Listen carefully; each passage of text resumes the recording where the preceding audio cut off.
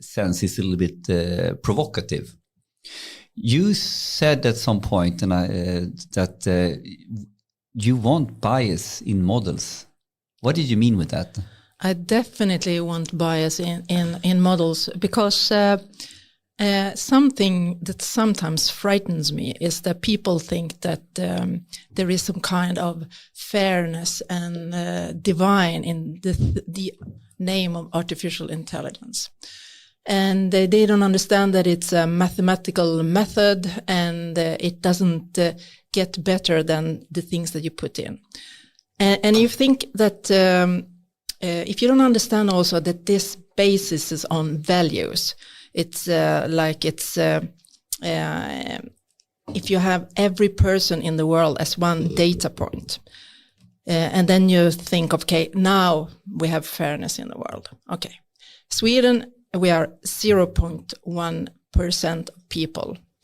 And in Sweden, we think that every person has the same value, whether it's man, woman, ethnicity, everyone has the same value. Girls go to school, Sweden votes. It's women in Sweden that have voting rights. And if you kill a woman in Sweden, it's a crime.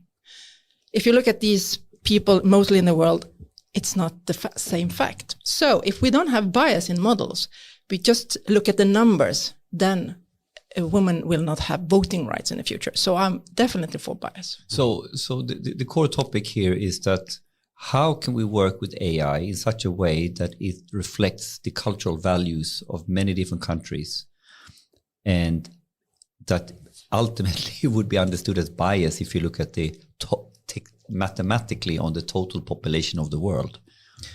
Is that a summary? It's a good summary because it's interesting that when you have data, then you don't think of it as bias. But if you see what kind of data and where you got the data from, then you maybe understand, okay, this reflects my reality. And if you don't have understanding that cultures are different and people have different kind of both experience and possibilities, then you can think, oh, this is not bias. This is the color of skin. Yeah, for me, but I'm a really small percentage of people. So, I mean, I think that's super important to think that this is not going to be like one size fits all.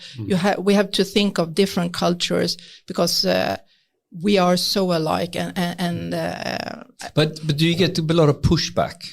Because that is a super provocative statement. But when you unpack it, there's a lot of truth in here. And I give another example. We had Eric Hugo as a guest here last week. He's born in South Africa. He's born in the same hospital as Elon Musk, like 2 months away. So he's born in this era where he grew up with apartheid. So he has this whole feeling. He's been working in Silicon Valley. You know, he's working at the Silicon Valley company right now. And he's Swedish since 25 years. And he loves Sweden. He's diehard, loves our values. And he really taught me a lot about the nuances of language. And what happens when everybody simply speaks English, or the model, even if they understand Swedish, the whole model takes your Swedish language into the large language model in English and then back again. And it actually spits out something that culturally is a little bit different.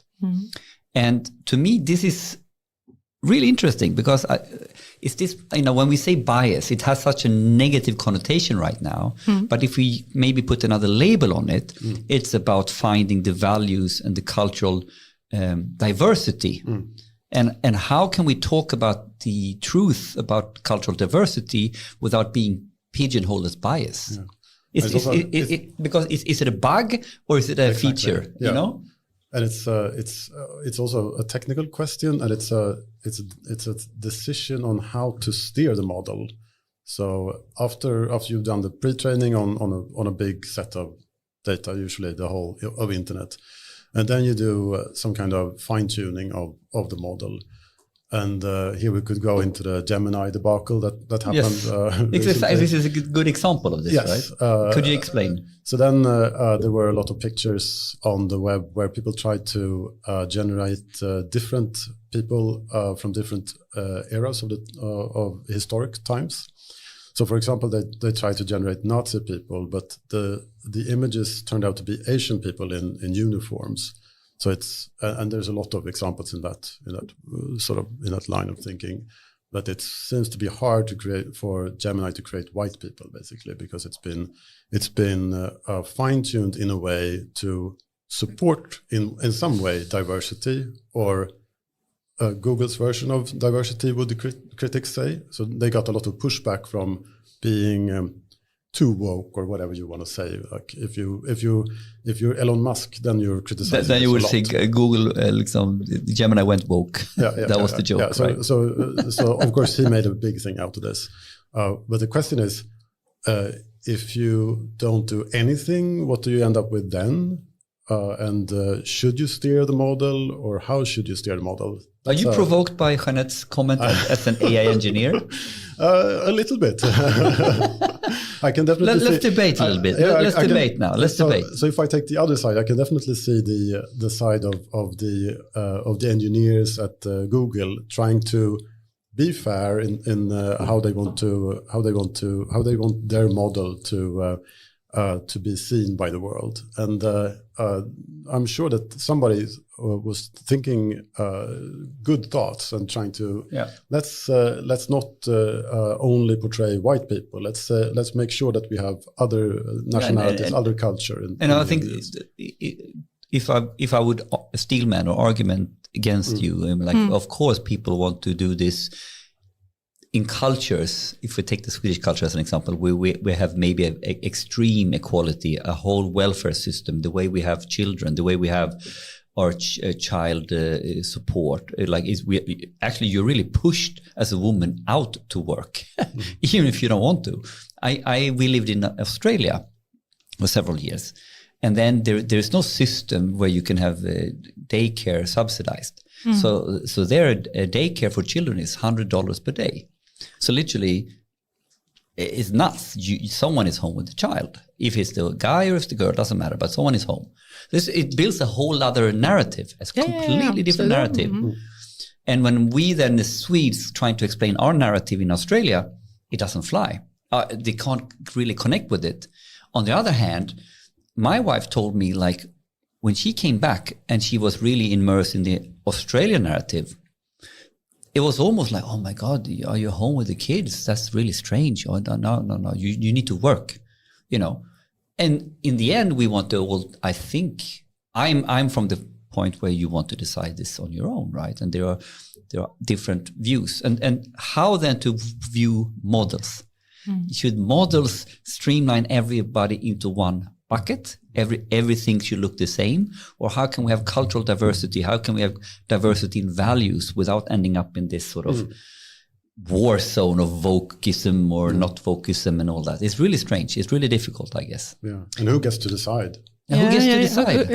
It feels like now we know who gets to decide a lot of things since OpenAI put out these models. I have a colleague that is working as a researcher, and she made a presentation the other day for a group, and it was on bias because I said she was also a bit broken with that. But then she showed me that she had trying to make pictures of CIOs. Oh. And she had chief information officers. The executive officer, the highest CEO. Sorry. And so she had prompted differently, and she had got pictures, and they were. She showed 10 of these. It looked like the same guy, white, 40-ish, handsome. This is it. So everyone looked the same. It was a bit of angle, but everyone looked the same. And then she asked the DALL-E also to produce. I've heard. I don't know if this one is a myth or nothing or not. It's someone told me when ChatGPT first came out, someone asked what is the most common profession for a woman. Have you heard that? No, I haven't heard this one. Okay. So I don't know if this is true or not, but and the answer was prostitute. It's the oldest job. No, because of all images of women on internet, most of them are poor. Porn is of course driving the model. So I don't know if that's true, but my research fellow, she asked about the picture of work and men, work and woman. And it came up with 10 images. And in the 10 of men, they were kind of powerful poses and so on. One was naked. In women, it was kind of not powerful poses, and only 2 had clothes on. Oh, wow. So even though if you're... Now you're still manning your own argument around bias, right? Because then we have different challenges around how to deal with this, right? It is. For me, bias is that we have to say what kind of values do we want to have. Mm-hmm. That's bias for me. Yeah. Yeah. So I guess the engineers at Google tried to do that. It's just that they didn't do enough of a good job to do it. But is this even solvable, or do we become? But what scares me is when we end up in a way that there is one size fits all for all of the world, which will not work.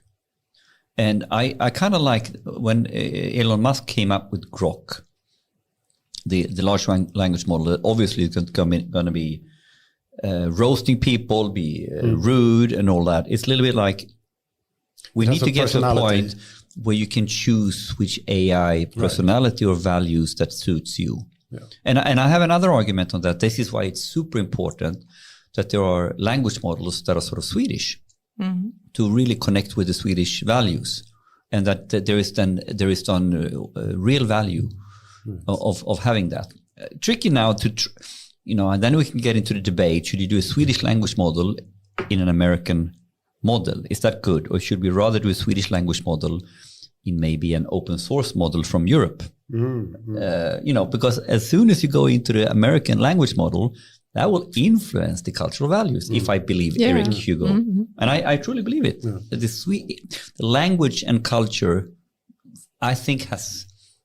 It's sort of different languages will take you in different directions. Like some are more philosophical, some are more commercial, I would argue. Have you heard any European projects on specific language models? I think that there's, for example, Finnish language is very special, so it's hard to find a good language model. Do you know the Solita, Poro?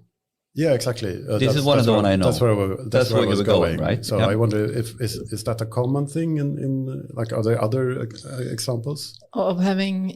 I think everyone wants to have a model in there. The most interesting thing that I'm kind of following a person I'm working with from Italy. They're trying to do a language models on culture. Oof. Wow. Yeah, I think that was interesting because that is such a big part of us. And I'm thinking also about, we mean different things when we use different words, like you're saying. Exactly. So it's like, and even within Sweden, I mean, yes, of course. If you say something in the northern Sweden, it has a totally different context than here in Stockholm or maybe in Skåne. It's so true. I grew up in Borås and then moved to Stockholm, 99, living a couple of years in Australia and in between there. And those things is really, it's different compartments in my brain. And someone even said, like Eric said, it's like, he said it really well. South Africa is he grew up in a very quite violent place. He sort of, if you read the Elon Musk biography, or it's like, he's not unique. Everybody had that upbringing in South Africa. So he said it, he realizes that when he talks South African, he has a much more aggressive vocabulary. Yeah. So actually, he as a person, when he switches between Swedish and he goes and talks like he goes into his South African brain, so to speak, it actually makes him be more different in personality. And I totally believe this. Definitely. Yeah, definitely. I think language, that's my experience when I started speaking English professionally. Yeah. I felt like I went into different personality when I started to speak English. Like if you go abroad, the first times I did it, I invented a new personality because I was a different person. I'm in a different country. Yeah. I'm doing different things. I'm speaking a different language. Yeah. So I felt that. Do you feel the same? But and especially if you want to, jokes or something else like connect, it's hard to do if it's not in your kind of mother tongue. Definitely differences. So and I'm thinking sometimes that we as people, if we see all the evolution, we are so lazy. We want something to do for us. I mean, in the beginning, you had to be really strong to survive. But now people don't have to be strong anymore. I mean, that has also some negative effects on our health, because since we don't work out, we don't do things like that. So I'm also thinking of if we're the prolonging of this curve, that we say we want to have so much artificial intelligence. People don't need to learn to compute. They don't need to learn to count. They don't need to learn to read or write or anything. And then I feel like, where are we going? Yeah. What do we want? Do we want to kind of lie in a bed and look up in the ceiling and be part of metaverse? Yeah, it's this. It's the WALL-E movie, the WALL-E movie, the old Pixar movie, where they're all floating around and super fat. Right. But with this, I think we have that as the last point. That's the last point. So we can super fat. That. Yeah. But I think what an interesting introduction. But let's do the proper introduction. Jeanette Nilsson from RISE. Super excited to have you here. Thank you. I am actually, one of the key things I'm excited about, and we don't know each other from before, but I already picked up on it. How do you make decisions happen in EU? We need to talk about that. I mean, how do you make decisions happen? You have a background, you work with EU, you can introduce yourself in detail. I also want to introduce the theme for today before we get stuck into who you are, Jeanette. And the overarching theme is to talk about the AI ecosystem. But I think you framed it even better here when you got here today. And it's like, how do we look at this Swedish AI ecosystem, and how do we together become a strong force with a clear direction and clear focus together? In order to make things happen, in order to have a voice, as an example in EU, we need to really work with a focus on something. And now we have a great ecosystem, but how can we make it focused? I think, can I summarize the theme in that way? Perfect, yeah.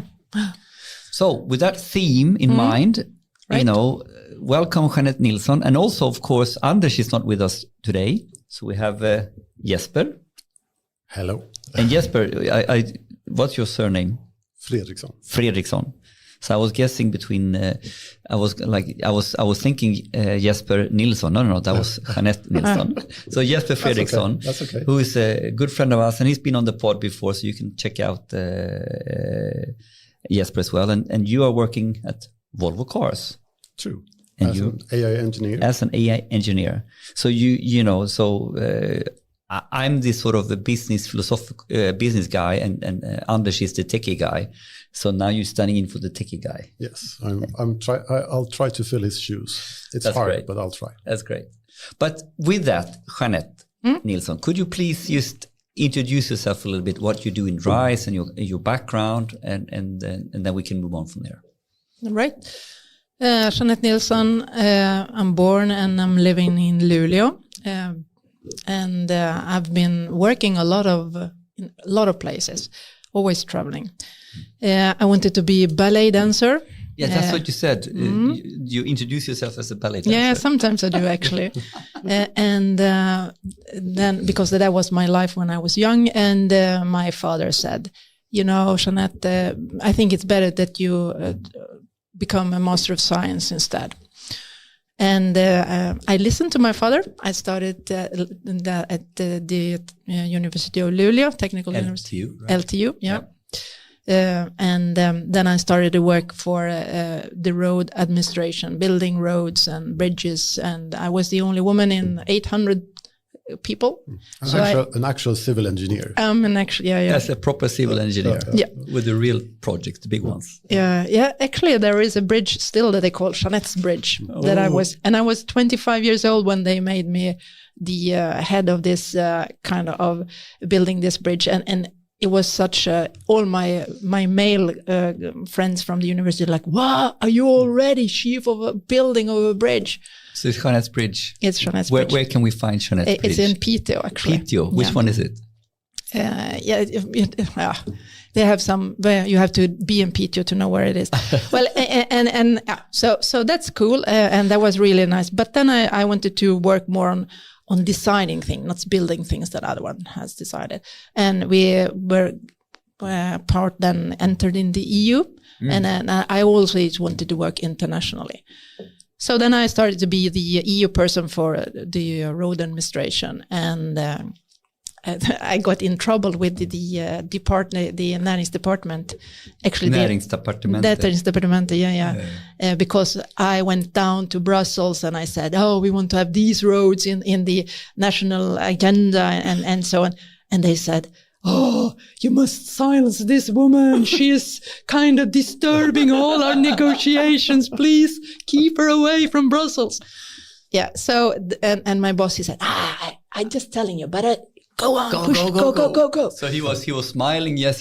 Go. Yeah. So and after that, they recruited me in Brussels to work with firstly infrastructure and then other things. And I learned actually the real, and I have realized, and I'm actually one of few people that have kind of discovered the loop, because most people do the same mistakes as I did in the beginning, talking to wrong people, and in the how to get shit done in EU. How to get shit done in EU. You can probably write a book EU for dummies and make a buckload of money on this. Yeah, and that's something that I'm trying to use now in my work, because after that I was working as the I have working with as business development, näringslivschef, it's called, in different municipalities in Norrbotten, and also started up a gaming community. Ooh. Yep. Mm-hmm. And that was what can have been for 2016, something like that. Arctic Game Lab What is the Arctic Game Lab? It was 5 municipalities. Skellefteå had started to have a gaming education program from LTU, and they had a lot of people, smart people. A lot of people that are working in gaming industry are from the northern part of Sweden, and so on. So it felt like everyone doesn't have to move to Stockholm to do this. So then we started to have a kind of ecosystem in the north in 5 municipalities, and in the beginning I was the chairperson for this, and it was really nice because they felt like, oh, a middle-aged woman, so good that you kind of talk to people about what we boys are doing. So the boys, the cool boys, the gamers, got you as their hero. Yeah, as a spokesperson, språkrör, to the. And because they have felt for so long time, the people had kind of put them in a kind of a position where they were kind of not so good, kind of bad, instead of seeing the super opportunity. The technology and the way how to reach out to people, and especially if you are gaming in doing a game, it has to be good graphics. It has to be interesting. If you are doing an instruction video for someone to kind of manage a data center, it can be super boring and super bad quality. So I'm thinking when I tried virtual reality first time, I felt like, this is how I'm going to work with my mother. And I feel like here in that time, Sweden was the best. Finland was second best. But then Finland, they put in a lot of money to attract people from all over the world, come to Finland and be in these level up kind of positions. And they let people come and they gave them money and to develop companies and so on. So Finland kind of stepped up. But this is one topic we can talk about later, because you've seen it firsthand in Brussels. Yeah. How the Swedes work and how the Finns work and how they do a really good job, in your opinion, and how they have sort of pushed the AI agenda really well. But how did you end up in RISE? Yeah, but I was recruited to RISE to kind of connect the ecosystem that I've been working with in Sweden and also in Europe with the research from RISE. And I had the... what was the role you were recruited into? It was like a AI ecosystem driver. AI ecosystem driver. Yeah, to drive up an ecosystem in Sweden and also connect it. Now I'm calling myself AI ecosystem expert. But and Anders, who you knew from before, you guys met at the AI agenda. So, is this the same time? It's the same time, because I was recruited to that, and then Sweden. This was 2019, and Sweden. A lot of people started to have agendas in AI, and most of them have done that purely on research. And RISE, we are a state-owned company, so we can't get direct assignment from the government. But we have talks, our CEO have talks to the ministers, but they can't like say, you have to do this, and we don't have any regleringsbrev or something like that. But we have money from the government, and they kind of, in the research bill, we have some kind of assignments. But help us here. Could you frame the context of the role? AI ecosystem expert, you call it now. So what's the regleringsbrev? What's the objective of the role, so to speak? And what does it entail? It has nothing to do with regleringsbrevet. No. But my role is to, now when I've been working with this for 5 years, when I started and I met Anders, we were building up something in the AI agenda. And that's something that differs from everyone else in the world. Because in that, when they asked me if I wanted to be the leader, we had a lot of experts in RISE, and especially Daniel Gillblad, who was our expert. Oh, Daniel, of course, he's been on the pod. Yeah, AI Sweden. Yeah, Daniel. Great. Yeah, so we two worked together in the beginning a lot with this. So he was the expert, and I was kind of driving a lot. So I took in other people's perspective. So in this, the work that we did, it was really from the grassroots level, but and we decided not to try to do something to. Here is what we want. Please give us money. How did you understand when you put the group together? How did you frame your goal or your mission at that point? You remember? The thing that we wanted to do was kind of come forward to the minister with the suggestions for Sweden to kind of start working more with AI. And what year is this? It's 2019. And the idea was that we would present it in the beginning of 2020 when COVID came. And a lot of people, they just wanted to be part of it. It felt like, okay, we want to have an Apollo project in Sweden.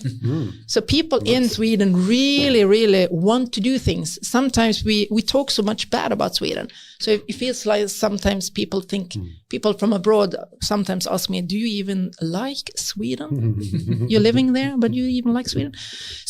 But this shows really the contrary. People they didn't get any money for this. They just wanted to work at it. So we had 6 different working groups, and in the end we had 25 suggestions and a lot of materials on different people, different perspectives, experts and newbies. Do you have any favorite projects from that time? We have 25 different things, suggestions that are ongoing. So none of them are really kind of finished because there are big ones. It's lost big focus areas. Yeah, actually, they are on the. We have a website for this also, ri.se/AI agenda.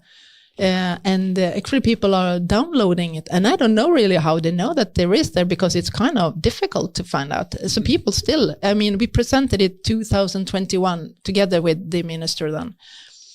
And the idea was that we will do things together. We will try to, instead of, I mean, a lot of the problem with the ecosystem in Sweden is that Sweden has this tradition of not being kind of like in Finland. They say this is the way or the highway. Everyone has to adapt to this. And then basically they can create a force, but because everybody's signing up to that one message. Yeah. and we are not so much. No, we don't do that. Especially if you see all the authorities, they get a little bit of money and a little bit of money. In Finland, if you take Finland, for example, there are other countries, but Finland is good because it's close and it's only half the population as we are. So we can't say, there are so many. Because there are so few, but still they are more present in different deciding kind of structures that are in Europe. And I'm thinking it surprises me a lot that we have been together with Finland. We became members of the European Union in 95. Yeah, and that is almost 30 years. It's more than 30 years ago. And still, it's like something we are still learning in Sweden. And they have perfected it but they have come a lot further. They're kind of seeing, okay, this is the investments that we are doing together. And this is our common play field. We are putting a lot of, especially if we are talking about AI and digital kind of competition, it's not it's not on geographical site. It can be anywhere. So it's a possibility for everyone, but it's also a threat. If you don't understand that, then so in Europe, we have to work a lot more together. And I see that a lot in my work. Germany and France, they are not shy, and Italy, to say this must be good for our industry. So you're saying in Sweden we should align more internally and then be more aggressive, sort of. Yeah. And the thing, we are always part of every decision in this in Europe, and we decided for the first time in history, all of the three entities, the European Council, the European Commission, and the European Parliament, had decided we are going to work for the digital decade. This is the future. And they put all the efforts to try and to gather all the policies, all the programs towards digital and green. This is the way forward for Europe. We want to do this, and we're going to have everyone on board, SMEs and so on, everyone on board for this. Then if we don't understand that this is where we are going to put all the common efforts, people from different countries, we have to think that what Germany does, we have to be aware of, because it's also a bit of internal competition. So it feels like if we like Finland, when they see that in 5 years' time we would like to have this position, then they started. Yeah, so you see, this goes back all the way to the conversation we had before the pod, and I think this is a really interesting topic in its own. So we're going from the AI agenda, and we are slipping into how Finland and Sweden is different, and how it really works in EU around these topics to get focus. So please carry on. I just wanted to the context is moving into the EU perspective here. I think it's very interesting. Let's go there. And because more and more we have to work more together in Europe, because the competition is from the United States and it's from Asian part. And if development always happens somewhere else than in Europe, then we are going to be subcontractors to everyone else. Yeah. And subcontractors don't make money. And in Europe, we have this way of, someone said to me, people in the United States, they want to work. They are never vacation. In right. Europe, we want to have vacation, and we work for having vacations.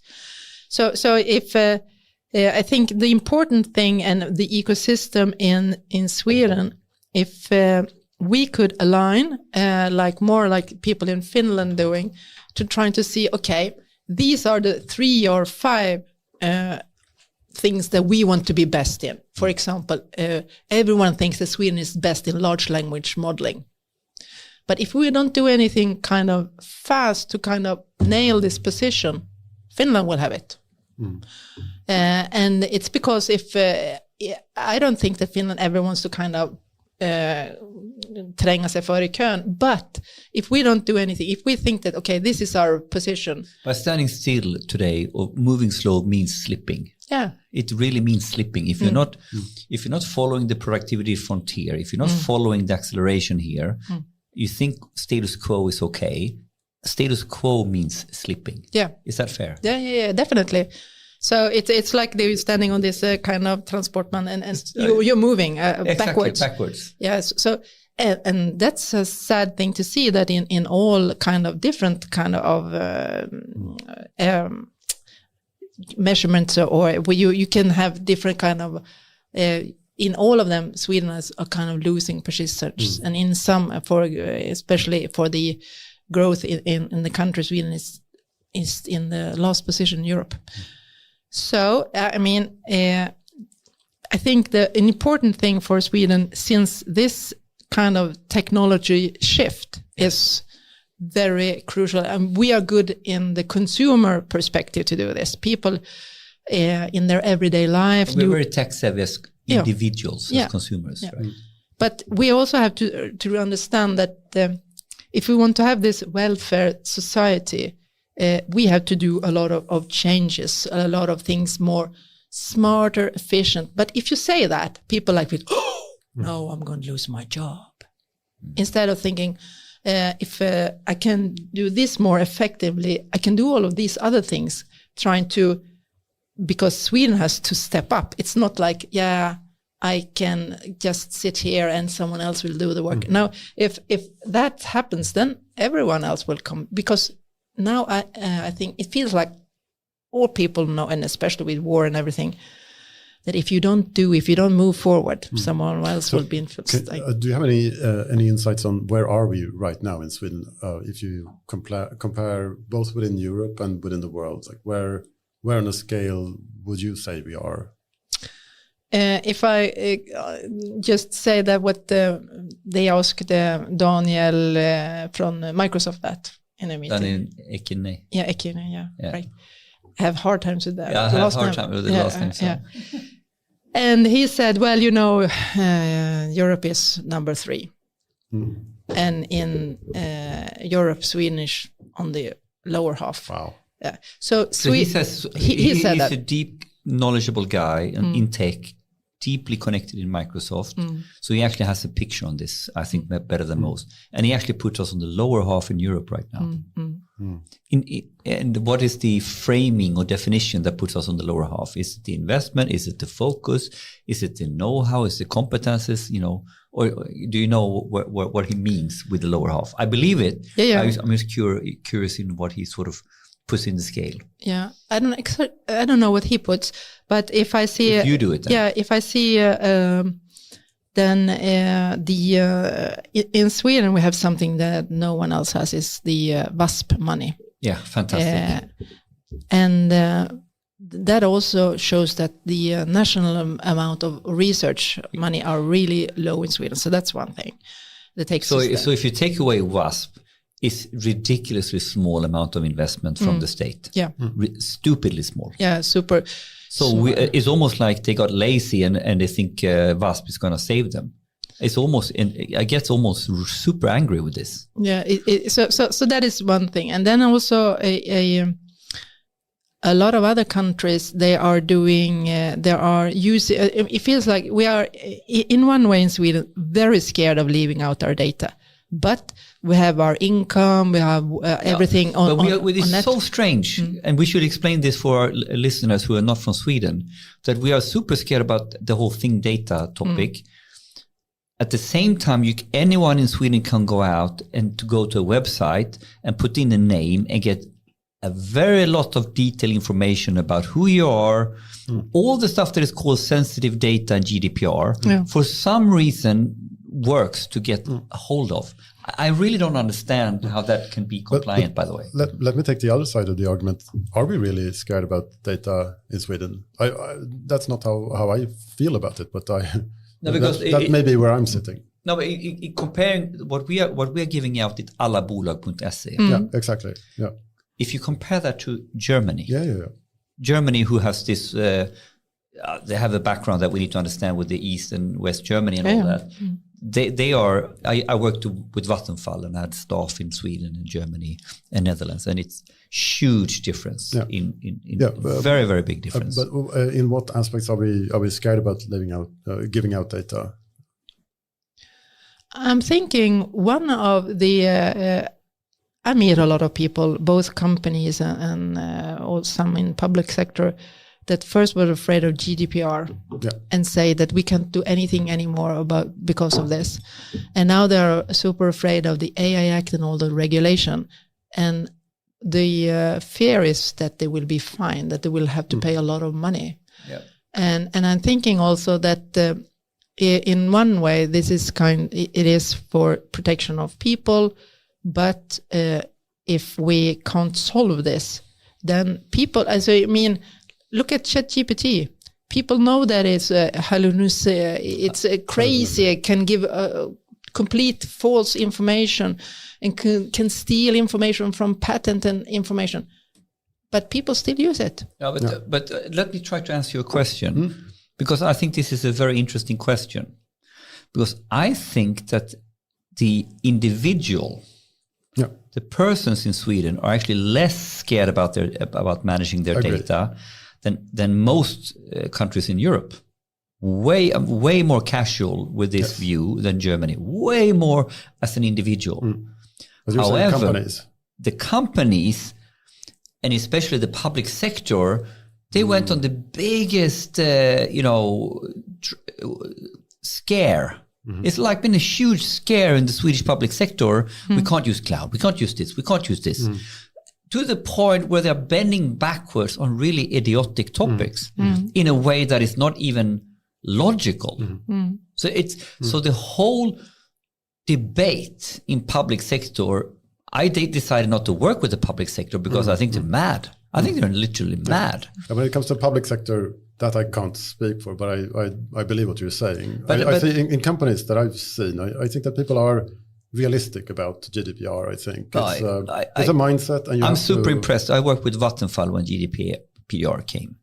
Super impressed. First of all, got real expertise as lawyers in early. Of course, they can do that. Vattenfall is one of the big utilities. And then hardcore, instead of being scared, understanding how it works and basically say the core topic, what is legitimate interest? Very simple. Yes. If you want to have an electricity bill, I need to be able to have your data. If you want to have a new campaign, I need to be able to send marketing to you. It's a legitimate, and then they basically, they nullified the core topic by really being pragmatic on how they looked at this. And then super good education internally and a lot of discussion on it. And basically, this was never a problem in Vattenfall. Hardcore. That's my experience as well. Super smooth. Exactly. A lot of work, but super smooth. But if I contrast that to other companies who went scaremongering on, instead of going head on into it and structuring it, doing a lot of work, but instead of getting scared, I think there was a lot of organizations and public sector that simply got scared. I don't know. This is a rabbit hole, but it's interesting. Yeah, I've always seen like there's always some legal person at a company that takes the lead on this and says, this is how you should think. And then it's like, yes, you can understand the thinking. And once you internalize that, then GDPR isn't such a big deal. But the big deal is when you stay on an abstract level and don't really learn. As you said it before. We have a problem where we stay abstract and distant. You have to get to concrete. But you said it better before. How did you phrase it when we were upstairs? I don't remember that. No, sorry. I will come back. No, but that's true. And then now we have the next step, and it's the AI Act. And I mean, we are going to use data information because people want to use it, and it's going to be in everything in the future. So I think that the important thing is to really understand, okay, I'm going to do a device that helps people to wake up in the morning, or I'm going to do a device that everything is going to collect data. So you have to just think of that when you do that in the beginning. And it's not, but the problem is when you hear that it's going to be a fine on 50 million euros if you do anything wrong, then it feels like, better let someone else do this wrong before I do anything. Something that is, and we could have began a long time ago in Sweden also to kind of prepare and see, okay, we are the best country in Europe with public administration because we are really good. I don't know why we don't have any confidence in that, because we are, I mean, to give something in Skattemyndigheten and to tell someone from another country how we do our declaration. They are kind of, it's like they don't believe it. So, and we have a lot of things, like if your kid is sick and you can just kind of put it into your in your computer saying, okay, I'm sick, my child is sick, and you got money in your bank account tomorrow. So we have a lot of good things. But one of the, I think, of the scare things, I have friends that have children in school and they can't get out the list of pupils. Yeah.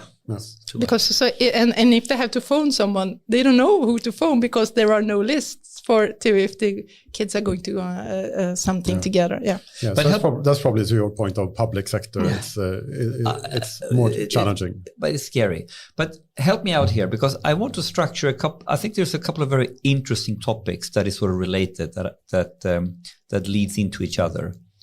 I think we need to spend some structured time on. I want to explore together with you. First question. What is the context when we say the AI ecosystem, and being an expert in the Swedish AI ecosystem? I want to hear your definition and view of what we mean with the ecosystem. This is one. The other one I really want to get back to, I want to have the storytelling anecdote. I think was brilliant just when we met, Jeanette, how you were the tips and tricks, making EU decisions work in your favor for dummies. You know, I think that's a beautiful anecdote. What you thought it was, and then how it really works. Because I think this is telling a lot about what we need to do in Sweden, how we need to think differently in Sweden, and this. So I really want to get back to that topic on how do we get decisions done, you know, as a task towards getting focus and all that. So that is another super interesting question. And then we have a couple of bigger topics like coming up now. We have the Swedish AI Commission. What is really the Swedish approach to AI and all that? So, but could we take it a little bit like structured? So we start. Let's start with what is the context of the AI ecosystem? Just so we put that to bed. You know, how do we understand this really? You know, when you have that title now in RISE and all that, how do you frame that? I have decided title myself. Yes. Yeah. Because I think I'm an expert. Yes. Well, in Sweden we have so many different entities working with AI. Yes. We have the universities that work on certain level, but not all of the disciplines in the university. I'm thinking one of the problems that I feel that people don't understand, that this is something that kind of concerns everyone, because it's going to be in everyone's daily life for the rest of life in the future. So in the Swedish ecosystem, there are different kind of systems that are working. One is the universities, academia, university. Academia. Then we have some of the public authorities working together, Skatteverket and others that are Försäkringskassan, that are really ahead of others. Yeah, and we have a good friend is Patrik Ekemo, and they're running in Bolagsverket, and they're running even some EU projects right now. And they are really doing a lot of good things. And he could also be part of the second discussion on how to work. So in these are and then we have this so we have the academia is one. Yeah. How would you frame? We have the major verken, authorities, public authorities. Key authorities that's taking a lead that is actually a little bit ahead in terms of how to deal with AI. Skatteverket is actually really advanced in Sweden. And we have a couple of examples like that. Yeah. And then I feel like many companies, bigger companies, are working not kind of connected, but in different ways. And some of them, here I think that it could be something even better. But if I'm trying to first talk about different areas, then we have now starting, Skolverket are now starting to see that this is we want to change. That was one of the 25 points we had. Yeah. We want to change the education system for this. And municipalities are starting to understand also we have to do something about social security. And you can really understand this also from I did see different consultancies focus on different parts. So we have the academia is one, the big authorities is one. We have a municipality movement going on, and then you have an educational movement going on. Yeah. Okay, this is all public sector. Can we and also a civil society. Civil society. Expand. Yeah, they are also trying to see that how is this going to be influence us or affect us or others. So I've been to meetings with that because that was also part of the AI agenda to see how people that are having kind of disabilities or others, how can this be a tool that makes people more equal? But then when you're starting to work, big industries are always, like you said, Vattenfall, big industries. They have a plan. They have money. They can do things. And a lot of SMEs, small companies in Sweden, they are subcontractors to these big industries. And these big industries are really important for Sweden. Most of these SMEs, they have more of a trouble, more to see. I've been talking to these kind of branch organizations and so on, Tech Sweden. How can we help the smaller ones? And here has the European Union trying to do initiatives because they see also that Europe contains of almost only small companies. And this is now you're getting close to the heart of DARDAX. So I grew up working in large enterprise around data and AI, and I think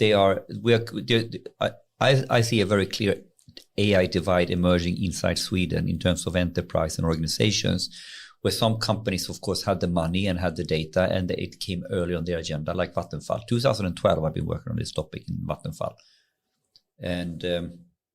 and my goal has been with DARDAX, what happens with the mid-size market? I'm not even talking about the small companies. I'm talking about very nice Swedish companies with 1 to 5 billion SEK in turnover. Nice companies. They have not even started. This is, to me, the scary part. And this is what we were talking about. How do we get to that segment? Yeah, and I meet that segment quite a lot. One of the problems also when I'm meeting smaller companies, up to 50 people, is that most of them have their data in their heads and their hands. Yeah.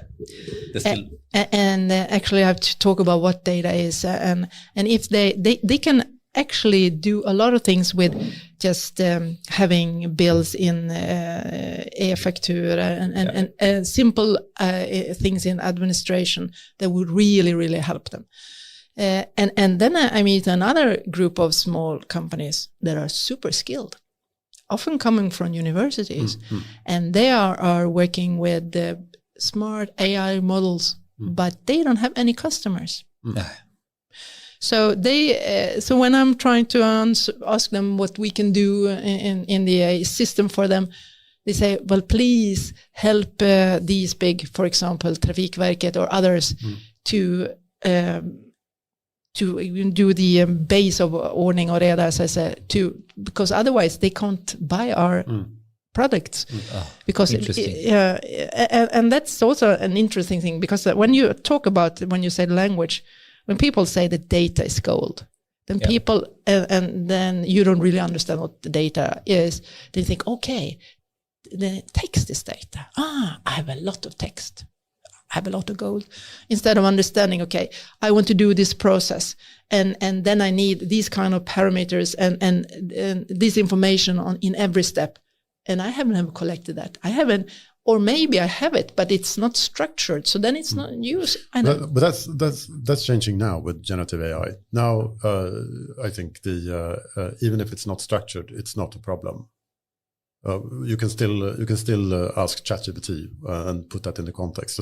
So that is, I think, loosening up a little bit this problem. I relate to what you're saying and what we've been talking about when it comes to small and medium-sized companies. It's often I come in there as a data scientist, and the first years there's not much to do because we don't have data. That's a problem. And then at some point after a couple of years, then you can start to do AI because you have data.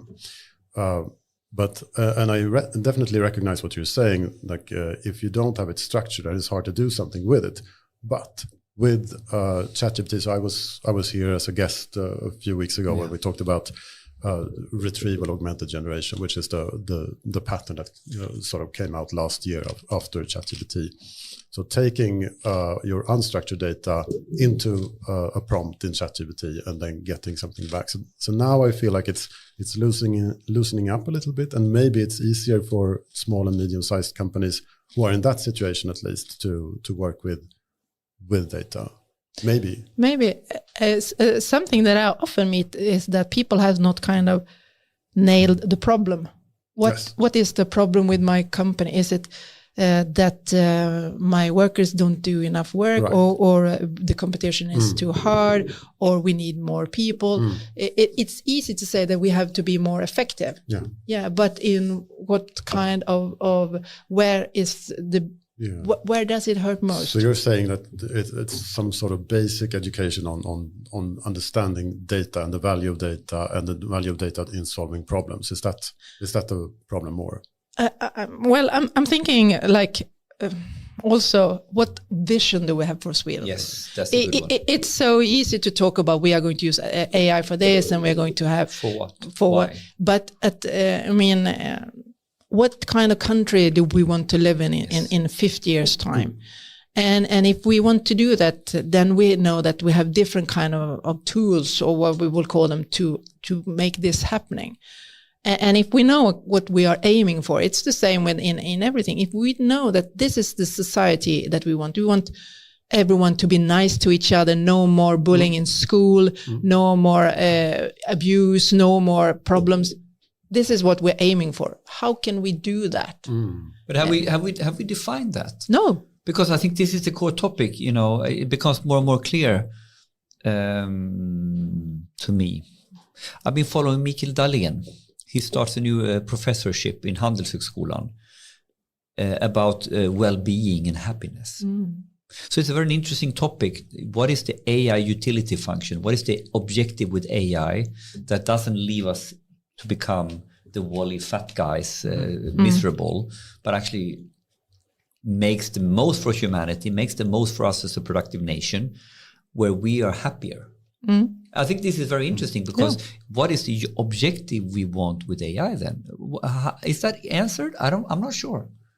No, I don't think it's that at all. And the problem is like, some people, sometimes companies can phone me and say, Jeanette, I need to do an AI. I got this amount of money from my boss and I need to do an AI. I need AI. For what? Yeah, what's the problem you're going to solve? What's objective? Yeah, and then it's a right? pilot then. Yeah, and that's the problem with all of these pilots. No, as I think I would like more people to think of, what do I want to offer if I'm working in the elderly care?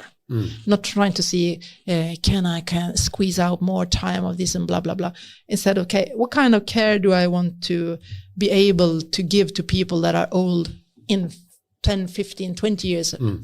I want to do this. Okay, what do I have to do right now? Because we know that there are a lot of inefficiency and ways that we can be smarter. And that also... I have also found out, because I have a lot of people from the union, part of AI agenda. People want to contribute, but you also have to feel that you are important. Because if you don't feel that you are important, I think that's something that is needed from everyone. And in Sweden, it basically, as we talked in the beginning, if you have a job, then you are important. And that's maybe something that we have to talk a little bit about. But I get a really strong connection with what you're talking about now. We say we want to be strong as an ecosystem to drive a common focus. And if we learn now from how the best tech giants is doing AI, they have a laser sharp focus on the business problem or objective they have, and then they go out and seek the technology they need. So we don't start from the technology. Like Google starts from how do I improve the experience of Google Maps? And then they realize early on with Google search, we need to invent MapReduce. we need to invent a file structure that can support our business problem. That happened in the Stone Ages, right? This is the Stone Age, 15 years ago. But it's a laser sharp focus on a business problem. It's like Elon Musk, I'm going to go to Mars. Then I need to solve technology problems. And here we now go the other way around, and we are trying to rally ourselves around that. But if I ask the simple question, what problem are you solving? We have a really, really hard time defining it. And we know that as AI engineers, one of the biggest problems, I think, when I look at AI problem solving or making value in any large company I've been working with, the problem framing is so fluffy, so you cannot translate it to a data and analytical problem. I think they haven't really, we need AI to improve customer, or sales. Come on. We want happy customers. Come on. Can you break it down, please? What is the core question that is the big challenge we want to solve? Isn't that part of this whole topic? We need to get much more knowledgeable and much closer to the concrete stuff and how this works. Not so much for the technology's sake, but in order to articulate our objectives. I think we're poor at this. What do you think? Maybe, I don't know. So I started recently at Volvo Cars, and I was surprised when I got there that there's already a bunch of projects up and running, and it seemed to be most of them are really focused on improving existing problems. Yeah, so that is nice. That may be an exception. I'm not sure. No, okay. But how do you think about the AI ecosystem? Because if we want to create focus, what are we focusing on together? What will rally us? How should we frame that? I think that is something that I'm trying to work with a lot of other people for some years now. And we used to call it, we need this Apollo project. Like explain that story. Sweden wants to be best in something. We need to put a bold goal out. Yeah, and I like it. And who doesn't want an Apollo project? No, but you need to rally around something. Yes, right? We need to rally around something. If Sweden just wants to, we will manage, and it will solve itself in the end. And then I feel, maybe but not. What is that bold? What is that clear? I mean, like a super clear statement. What could that be? I have tried to push this to saying that we could be the best in energy efficiency. Yep, I like that idea. Because goes with Vattenfall's. And that I'm saying because the first thing that I did when I was in RISE was actually working with the data center research in Luleå, and that started actually after Facebook chose Luleå to put out the first non-US site. And now I think it's... I was at Vattenfall when this happened. I work with the guys that made the deal happen. Okay, great. So, shout out to Rick. And now there are three, I think they have a kind of building permit for 5 different I need to tell the story. Yeah. When this happened, Rick, who was the guy stitching this together, he was invited down to Silicon Valley to talk about much more efficient data centers. And I think it was something crazy, like Jeff Bezos standing on stage. There was like a conference for the Silicon elite, and they think they know the shit. And then he's like, you know what they're doing? You know what they're doing with Facebook up in Sweden with Vattenfall? This is so cool, la, la, la, la. Like Jeff Bezos talking to the Silicon Valley elite about this deal in Luleå. Yeah. And it's interesting because then I was working with Torbjörn Minde and others that had started the research. And everywhere I came, we went to Monaco, and when I'm saying I was on Luleå, everyone in data center world they know this. They know where Luleå is. They don't know. They didn't know Luleå. This was the first. This was wow. Are you saying you are using the cold? This is so smart. It's more efficient and it's so green. And actually, that's something that is now in the. I'm also working in one of my European missions is to be an advisor to the European Commission on where to put out supercomputers. This is another rabbit hole we should go into, the supercomputer topic. Anders has prepared us for this. Should we take it now or should we leave it a little? No, but I can just say that in the kind of plan now, it says that it should be placed in where it's cold, nationally cold, not in the sun. Of course, but just to sort of wrap this up, are we good at making objectives and what we are moving into now? Because now you stated like one objective or one bold mission could be we should be the best energy efficiency or something like this. Yep. Because I remember the first, as an example, how we have improved. I think the first topic that came out in terms of how we want to frame AI in Sweden, I think is very vague. It's like, we should be, we can not be the best in the AI tech. So we're going to be the best in using AI. And this is like, it's like, duh. No. You know, that's not a strategy. You cannot, this is a platitude. Yeah, it's obvious. It's so obvious, right? We can't build a large language model, or you know. So someone said to me, if you can't put not in front of it, it's not a strategy. Strategy is about choices. So if you say, we're gonna have the best, we're gonna have the most happy customers. Who doesn't want that in a way, right? I mean, like, so you need to put it. So I like what you're saying. Like, we're gonna be the best in what?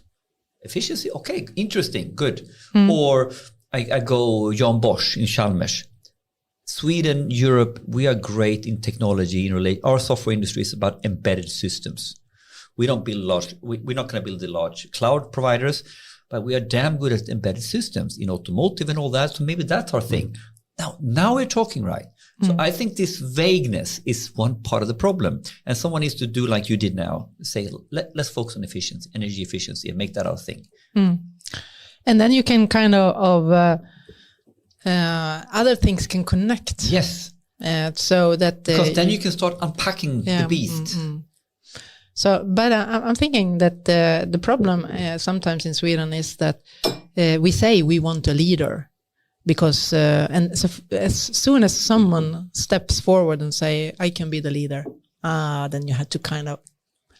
but what is that? Because now we're almost moving over to the next topic in terms of how to work, how to make success happen in Europe and how Finland does it. Because we have this sort of very decentralized way of working that is very nice in some ways, but at some point we can't really...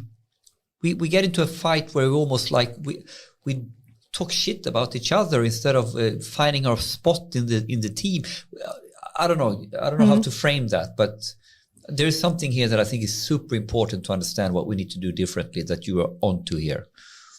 Yeah, and I'm thinking also that we really need each other in Sweden. Yes,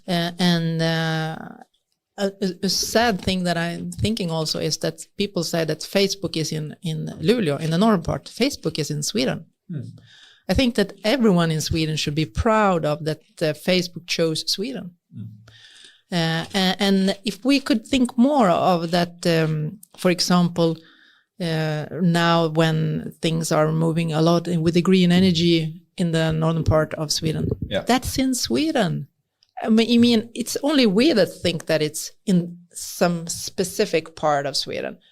Other people doesn't know. No. For them, it's Sweden. And then why do we do that? What is that all about? Is it the Stockholm versus rural versus Gothenburg? What is this happening right now? Why are we doing like? Is it the geographic? We're such a tall country, so in the sense we're half the Europe in one country, right? Is it? Why are we doing that? Because I really sense that you're onto something here. I think we do it because we can afford to do it. Since we're thinking that we are such a rich country, we can we don't have to be, I mean, like we have 290 municipalities. Some of them are small, like 2,000 people. And they are supposed to give the same kind of services as Stockholm's, which is of course impossible. Municipality. Yeah. And people that are living in these small communities, municipalities, they want to have the same service because they pay the taxes. They the same. pay even higher taxes. Yeah. So from a fairness point of view, they should have the same service. Mm-hmm. But we have this is something is not really adding up here. No, and I'm thinking that we kind of have to be more to feel that we want to help each other. We are in the same country, so because I've actually been in kind of discussions where people saying if it can't be in my city, let's the Finn have it. Instead of thinking, let's Gothenburg have it, or let's Stockholm or Luleå have it. Instead of that was something that I learned when I was working in Brussels as a lobbyist. Because I was working for the northern part of Sweden, and I was and it was in the time when we actually changed the Anslutningsfördraget to actually include the sparsely populated kind of. We in Sweden we have more money because we have sparsely populated areas, and we did that together with the Finns and with people from Spain. But let's park this, Kirill. Let's do the AI news now, because I think now.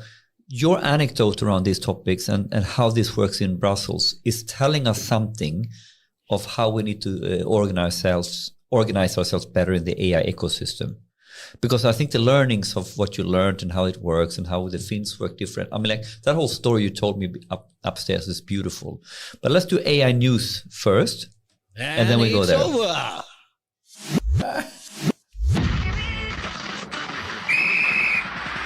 There we go. AI news. It's time for AI news.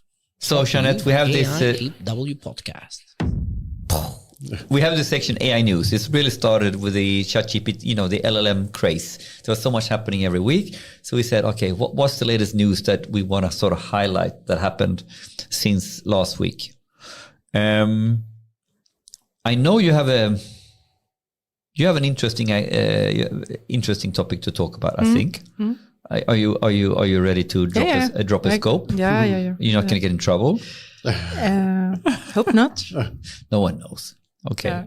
So I think don't you start with the headline news? So you start with the scope. I'm excited. What? I'm excited. I mean, So now I talked it up, but No, but the short background before I say what it is. An interesting thing is that in the European Commission, it's usually that you kind of negotiate with the member state first.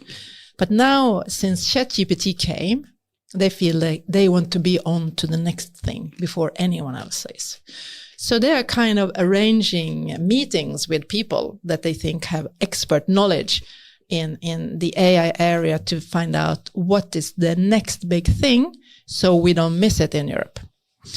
So that's a slightly different in way of working here or thinking. Yeah, it's totally different. But then if they can be agile enough to catch it, so this Monday afternoon we had an informal meeting with people that are experts in the area of large language models collapse. Oof, yes, the big news.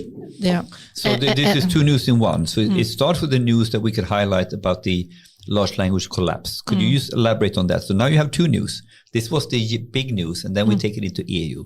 Yeah. Can you do that? And the thing that are now the experts told these people, well, maybe 20 people from the European Commission there, were showing that how large language modeling, the evolution, and all of these kind of synthetic data that are poisoning these models. Mm-hmm. And how if we are not able to have better input, better data than these models are trained on, like the open AI models and so on, So they highlighted the collapse as something to do with synthetic data as a way to find more data to train on. Yeah, and I'm not a super expert as you are, but the interesting thing is that we are now going to continue next, have more meetings on this, and going to have inputs to what can we do to avoid this collapse, to see that we have data that actually gives us models that we can rely on, and that we can use it. Because if different kind of experts showed also the poisoning that is happening with all this kind of fake information, synthetic data, and even though it might be a good idea to try to, since most data are on, especially if you have health data, it's only on white male in a certain age, but if you are not, so it's easier. You have to. So it was really an interesting thing, and they were really interested in seeing how these kind of. So really fast. So the collapse was used a couple of days back, and they got experts, and the expert was in talking with the key people in the commission, and now you're already sort of working on. Do you have a sort of a working group starting to slowly shape up to have more meetings on these topics? And just pause a little bit before you lost me. What is the large language model collapse? Is that the collapse is when the data is kind of when you have so much data that has been generated, and you don't know if it's true or not. So when you're doing the next kind of model, you have a lot of data that you don't really know what it is, and then you are building the model on that. But so some kind of vicious circle. But was it in relation, when we used the word collapse, was it refer to what happened with Gemini, or what was No. No. But that showed what it can do. But so this was actually decided before the collapse of when ChatGPT went mad, and also Gemini. It was before that. The core topic was when ChatGPT went sort of a little bit berserk in some. We did the kind of agenda before all this happened. Okay. So when this happened, it was like, okay, we should have done this first, maybe earlier. Yeah. So you actually had the call as this is actually in the cards to happen. It's like how can we make the models collapse? So if you do this, if you use too much synthetic data in the wrong way, this was sort of. How do we avoid that? Yeah, and the people, different experts also from different countries showed the problem when we really want these models to work. Yeah. Everyone that works with models want them to work, and want to have data that are high quality data that they can build these models on. So the result that we actually, because in Europe we want to have fair, ethical, we say data, models, AI, not biased. Yeah. I mean, so if we cannot trust models, and you started to talking about that, are we going to build in our models in the American models, or how are we going to do that? So this is something, and something that I feel a lot when I work in different kind of contexts. I have both supercomputers and AI where I work in Europe. We really want to try to find the European way. Yeah, but and to back up into what is the scope here, this is actually what happens now when you are inviting people to search for the next big thing and talk about this. We're actually looking at a slightly different way of working in the commission to start inviting to be ahead of the game. Yeah. That is sort of, so this is sort of what happened here and what was done last week, so to speak. Monday this week. Yeah. That is not the way it used to be done. No, and this is a great opportunity for Sweden. Oh, let's talk. Now this is the real scope. Yeah. No, I mean, like today, a lot of people in the European Commission thinks that Sweden is the best country for large language modeling. Why? Mm-hmm. Yeah, but we have great people. We have people. We have been done. You have been. Good technology. Good people, Magnus Agren and Daniel Ilblad and Fredrik Heinz, and we have a lot of people. They know it. And they've been part. They met them in the AI. They know them. They are well connected, and are super respected. So Sweden, I get a lot of nudges that you should take lead in this, Sweden, so Sweden has the opportunity to take this lead in working with large language. I mean, we have also people have really high thoughts of our morality and the way that we are not leaving people behind in the society, that we're trying to solidarity, help. All this. We have been working with this a long time. So we have a big kind of they have a cred. We have a big cred. We have super. A cred on this. So that's why I think we could take lead in energy efficiency, large language modeling, and also in this edge computing. I mean, we have been working the whole edge federated machine learning topic. I know the guys at Scale Out, so we know these guys. So I'm thinking there are different, and so we have so much good things that we could take lead in. But then we need, let's park that. Now in the AI news, so let's come back to how we could take lead on this. I think that's a brilliant topic. I'm going to leave it to you. Thank you for that first news. What's your news? Great. I actually have two different news that I happen to see. One of them is, I guess everybody has heard about Sora by now. So the wonderful videos that came out of the OpenAI model. And what blew everybody's minds, I think yesterday or something like that, was the one of the cases of this new model that's coming out of Alibaba, called the model is called EMO. One of the cases is the Sora woman. Yeah, they took the woman from Sora. It's called the Sora woman, which is from I think it's from a Tokyo street scene with very special lighting, and there's a stylish woman with a leather jacket and glasses. And now she's also singing Dua Lipa. So it's so they took it one step further. Yeah. And it's a wonderful, from a still image, you can animate the face and the lip sync to the music. So it takes in the music and it takes in one still image, and you can generate something that's moving. Is it possible to show it to show it live? It is worth seeing if you haven't seen it. Can you get some sound? So if you've seen this image, this video without sound, this is amazing.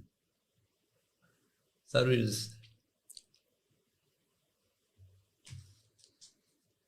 That's the next problem. What to believe? Because all this is super fake. Oh, fake! AI. I mean, it was AI from the beginning, and now now it goes. The AI generated still image of a video generated by AI is now going into the next model. So it's like you go from model to model, and that seems to be like a common theme now, that the models are becoming more multimodal, and they take input from other models, and there's cross-pollinations everywhere. Oh no! Wow. AI generated. Yeah. Is it any AI generated Dua Lipa as well? Like the sounding, the sound is the actual voice. Yeah, okay. And then they do the lip sync. But it's also, I mean, it's not just the lip sync, but it's like the whole face moves. And it's amazing. So that's one thing. And then they have there was another model released from Google DeepMind, which was the Genie. That's a way to take a still image and generate your own interactive game out of it, basically. So you can model the model is about interactions. So if you take that, maybe you can take the image of the woman, and maybe you can control her in an action game or something. So that's one way of that's one direction I see now, that there's a lot of models are going multimodal, and they're using something from another model as input. So it's super interesting to see where that will lead us. And I think there's also robotics going into this. So you're generating movement. which has, the potential you can use spin and spin on these topics. Yeah, there's a lot of implications, but I'm going to leave it there because I have another thing that I wanted to highlight that I saw yesterday also that was super cool and even more techy and nerdy. There was an invention recently which this builds on called 1-bit transformers. So there's a big thing about the size of models. I mean, the large language models are large, but one way to alleviate that problem is to make the unit each number in the model. You can make it smaller, so you can make it's as small as you can get, which is basically 1 bit. So a 1-bit transformer means, or could you say it in another way? You're shrinking something else now. Yes. So instead of usually what you end up with in AI is that you have matrix multiplication. You have a bunch of numbers that you structure in a matrix and you multiply matrices together. And that's the basis of everything that has to do with GPUs. GPUs are super good at this. But what's happening now is that we're finding a clever way to scale out the common factors out of these matrices and keep as small as possible the actual matrices. So if you take it to the extreme, you can say that we only store not just one image, not just 1 bit, but you have -1, +1, and 0. So you have 3 values inside. 3 values in 1 bit. Yeah. So they call it 1.58 bits because it's the log of 3. So what you're doing is now you're doing the work, but you have managed to compress or whatever. So you managed to compress, which means that it's faster, and it's also takes less space in the hardware, and that's similar to what we've seen before with Grok, as in not the Elon Musk Grok, but the LPU. Exactly. So what is an LPU? It's a specialized hardware to be faster and more efficient in handling this. So this is on the same trajectory. This has not yet, this 1.58-bit transformer is not yet specialized hardware, but I wouldn't be surprised if it becomes, because this is a really big thing. We're scaling down everything and we're more efficient with this approach.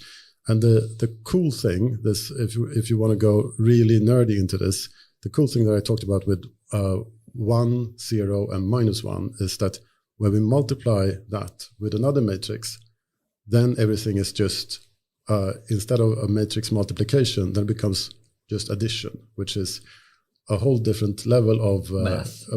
It's much simpler to do. So everything becomes much faster and more efficient. So what we're seeing here is that as we go more smart, the way we accelerate is not just in the size, but it's in the techniques of compression. Exactly. Techniques. So when we say we're going to have Moore's law, like we talked about before in transistor, and the way we've been measuring sort of the Moore's law of the logic of scaling large language models, from now it's a clear trend that it's not that simple, because we are scaling the efficient, the index is a combination of now you're increasing the capacity or acceleration in several dimensions or vectors, is several spaces. So in the one hand side, it's a combined efficiency we need to look at. How big is the model? How compressed is it? And how... And the complexity of the calculations becomes simpler. So the 3 variables that actually in the end exponentially probably accelerates the efficiency here. It's the typical, you have 3 different dimensions. This is, it's the normal compounding effects. So this is hardcore compounding effects. Like if I can increase that with 50%, and this one with 50%, and this one with 50%, the total increase is quite big. There's something to that. And the most immediate effect is that the models become smaller, which is more on a linear scale, but still it's very important. And when it comes to the actual calculations, then you go from, instead of matrix multiplication, which is if it's the fastest version, is order of log n times n, which is less than n squared. But now you're going to something that's linear instead, because so that's a half order magnitude. It's a half order magnitude less, which basically then, because we were thinking how we have a problem now when the models get bigger and bigger and bigger, and now we're solving that problem in another way. Yeah, and there's if I try to extrapolate a little bit from this, it feels like so we're seeing new hardware. Probably, LPUs is already there, and this is something new that might come out as a new hardware. Yeah. And we see hardware optimized now for this architecture. Yeah.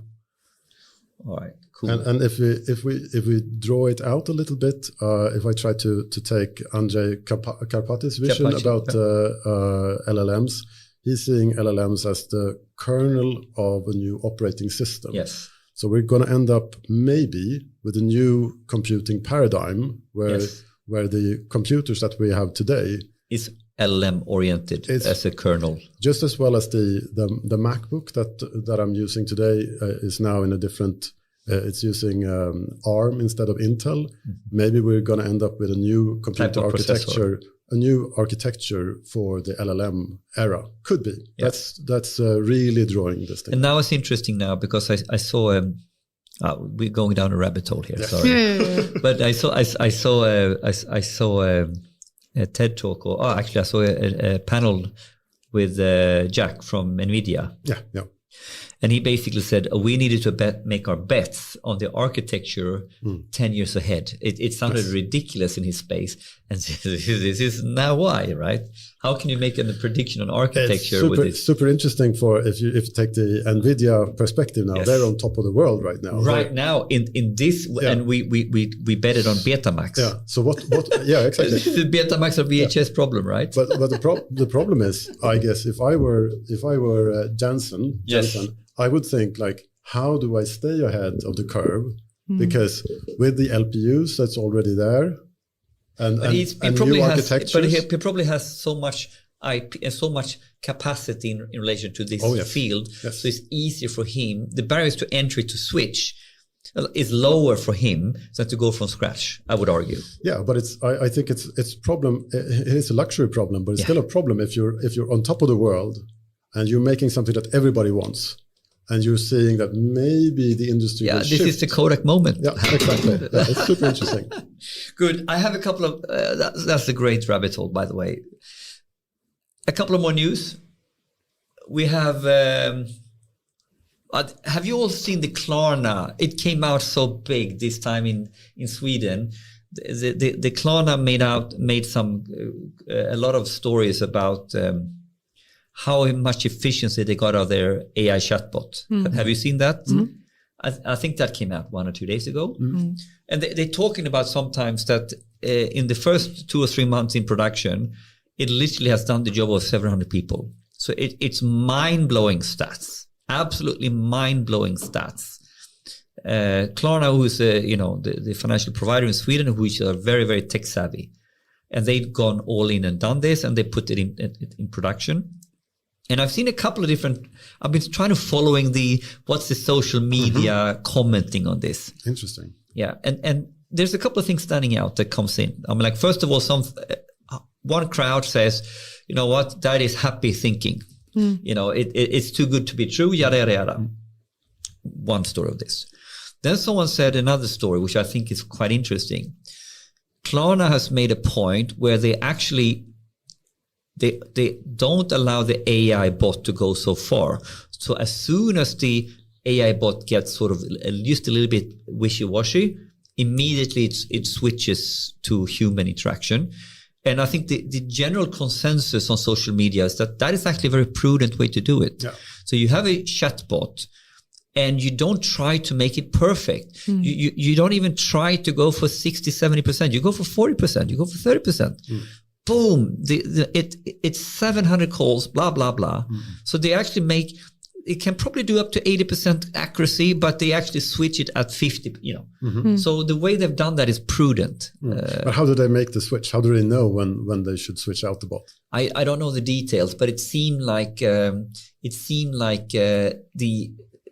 way I can interpret from the text is that the algorithm is made in such a way that if it feels certain of the answer, if it's a straight answer, if it can find the answer, it goes for it. If it doesn't have a certain answers, it leaves it. It immediately switches. So it's to avoid hallucination. And then of course you have the third camp who basically said, oh, you know what, we were sitting with this fucking robot. It was bullshit. And the best thing was we had to figure out how to fool it to understand that it couldn't help us. We got to talk to a real person. So, what to believe, right? So mega big, impressive press release, some interesting comments of how they are, switching over to humans. And then, one camp to say, oh, you know what, I've tried it. The experience is not that great. Bottom line, even if you scale down just a little bit on, or a lot on what they think they've done, super big savings. What's your thoughts here? Yeah, I'm working with a case just like this on Volvo cars. Yeah, so that's right. It's super interesting. I posted this as something to look into, something to be at least to take inspiration from. Yeah. And what we're seeing today, when we investigate the cases that we get from email, chat, we don't have voice call transcripts yet, but that's in the works. What we're seeing is that there's in the emails, it's quite hard to first of all figure out what's happening, because people tend to write very long letters and some things are not related, and it's harder to answer.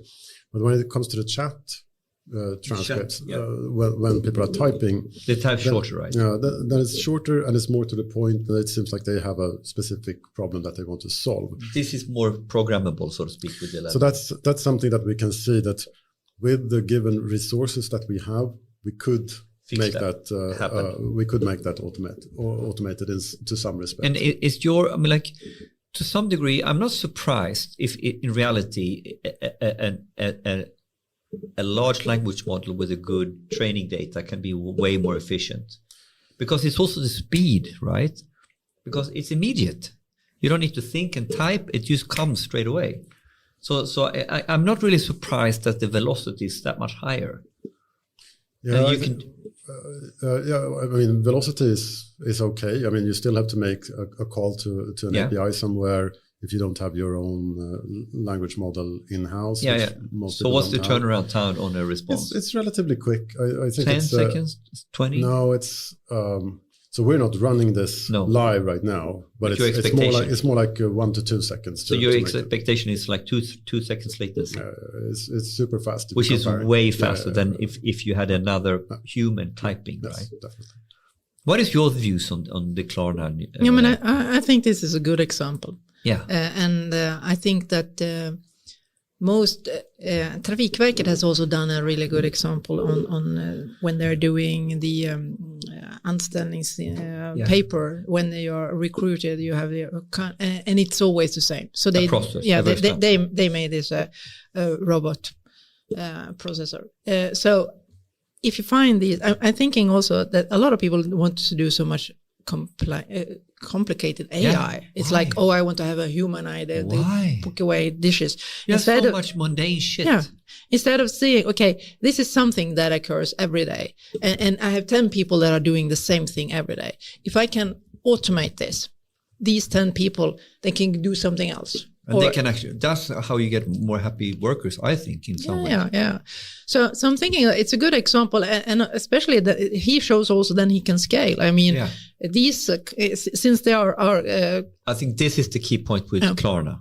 Klarna this is the difference between doing POCs and doing something in production. And to show something and have 1, 2, 3, 1 point, a couple of million calls. This is the topic, right? To build an AI system that scales. Yeah, this is impressive. This to me is the potential is really good. The potential is huge, but people will just talk about it, and then Klarna goes out and does it. This is what impresses me, I guess, the scale. Yeah. No, so I hope that could inspire more people to start working on, because I'm thinking instead of trying to do this super difficult thing, start to think, okay, we want to go to Mars.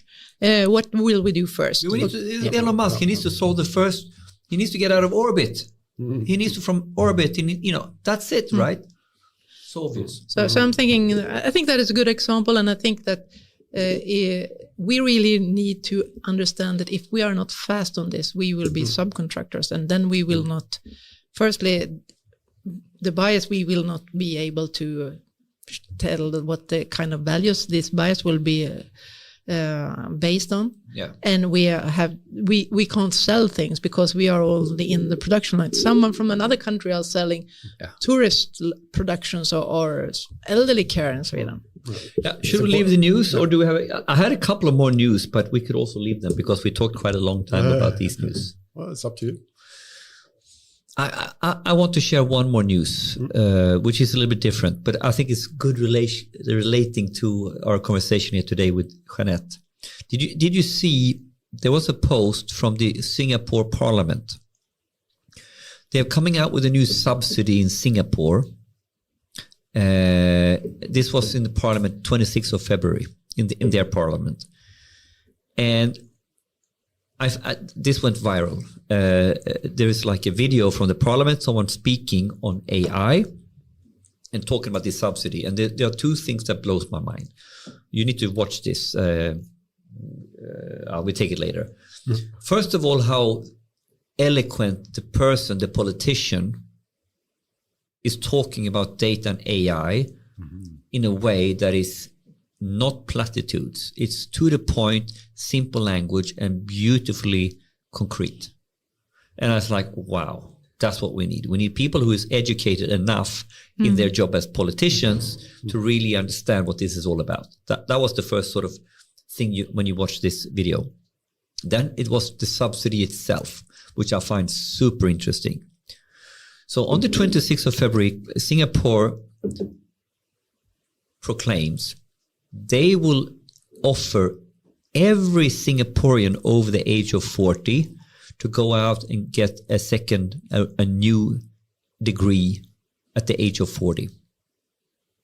And their argument is simple. It's a little bit like we need to really step up into lifelong learning, and we need to step up that basically what we learned in 20 years is not applicable anymore.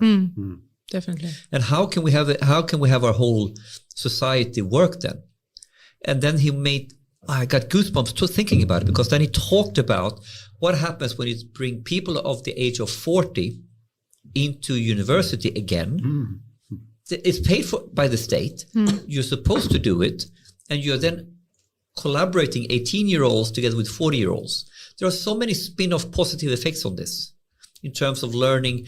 So they bring experience into the university, and the young kids is bringing the mindset and the points of views to it's just connecting the whole fabric of society back again. So I think lifelong learning is go nuts on education, and then basically recognizing that we really need to think about the whole. We need to think about the whole story here. It's not about redoing the education for kids. No. It's about lifelong learning now. So we need to redo the whole thing. And it's a bold move. Everybody get a second university degree for free. Wow. Isn't that cool? Yeah. Really. Canada did that some years ago for women. Yeah. But we talked with Eric Hugo on this podcast about this last week, where we think this is one of the biggest. He saw this as shame on Sweden. He lived here for 27 years. He thinks Sweden is great. How the fuck can we leave our educational values behind? Free education for all. We talked even on the educational reform in the 1800s that really built the industrial, Swedish wonders. It built Nobel. It built LM Ericsson. It built all the big Swedish. It built the Swedish wonder. The 50 years of prosperity was built on the talent coming out of education reform that took us out of poverty and, farming, to be honest. And the core game was not the elite, but it was education of the masses. I think it's a great thing. And I think also that it's a little bit up to the individuals. I think we will have to, as individuals, be lifelong learners. Yeah, we need to switch on. Right. I mean, like the state can do so much, but you lead a horse to water. Yeah. But we need to drink water ourselves. No. What do you think about all this?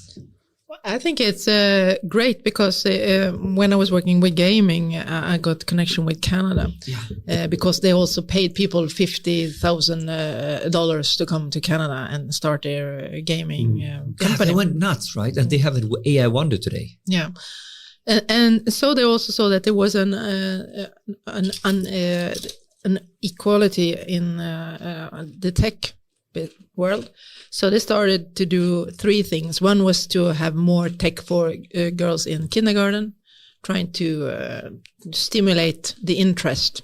And then in the school, when girls are about 14, they saw that even if they were really good at mathematics and logics, they kind of just didn't continue because, something happened. And then they focused on that. And then they also gave women the possibility to go 2 years in education to learn more. If I was a nurse, then I could go and learn more about that. So when I came back as a nurse, I could use all these because the skills that I have from technology and computer. Combine it with the domain. Yeah. But when I see some of these topics, they're so obvious and there's no regrets. So do we really need to think so hard? Is this something where you need to have a political debate across the blocks? Or is this so obvious that some of these things we should just focus on getting done? What do you think? Well, I'm thinking what Jesper said, every person in Sweden can actually do this. Yes, that's true.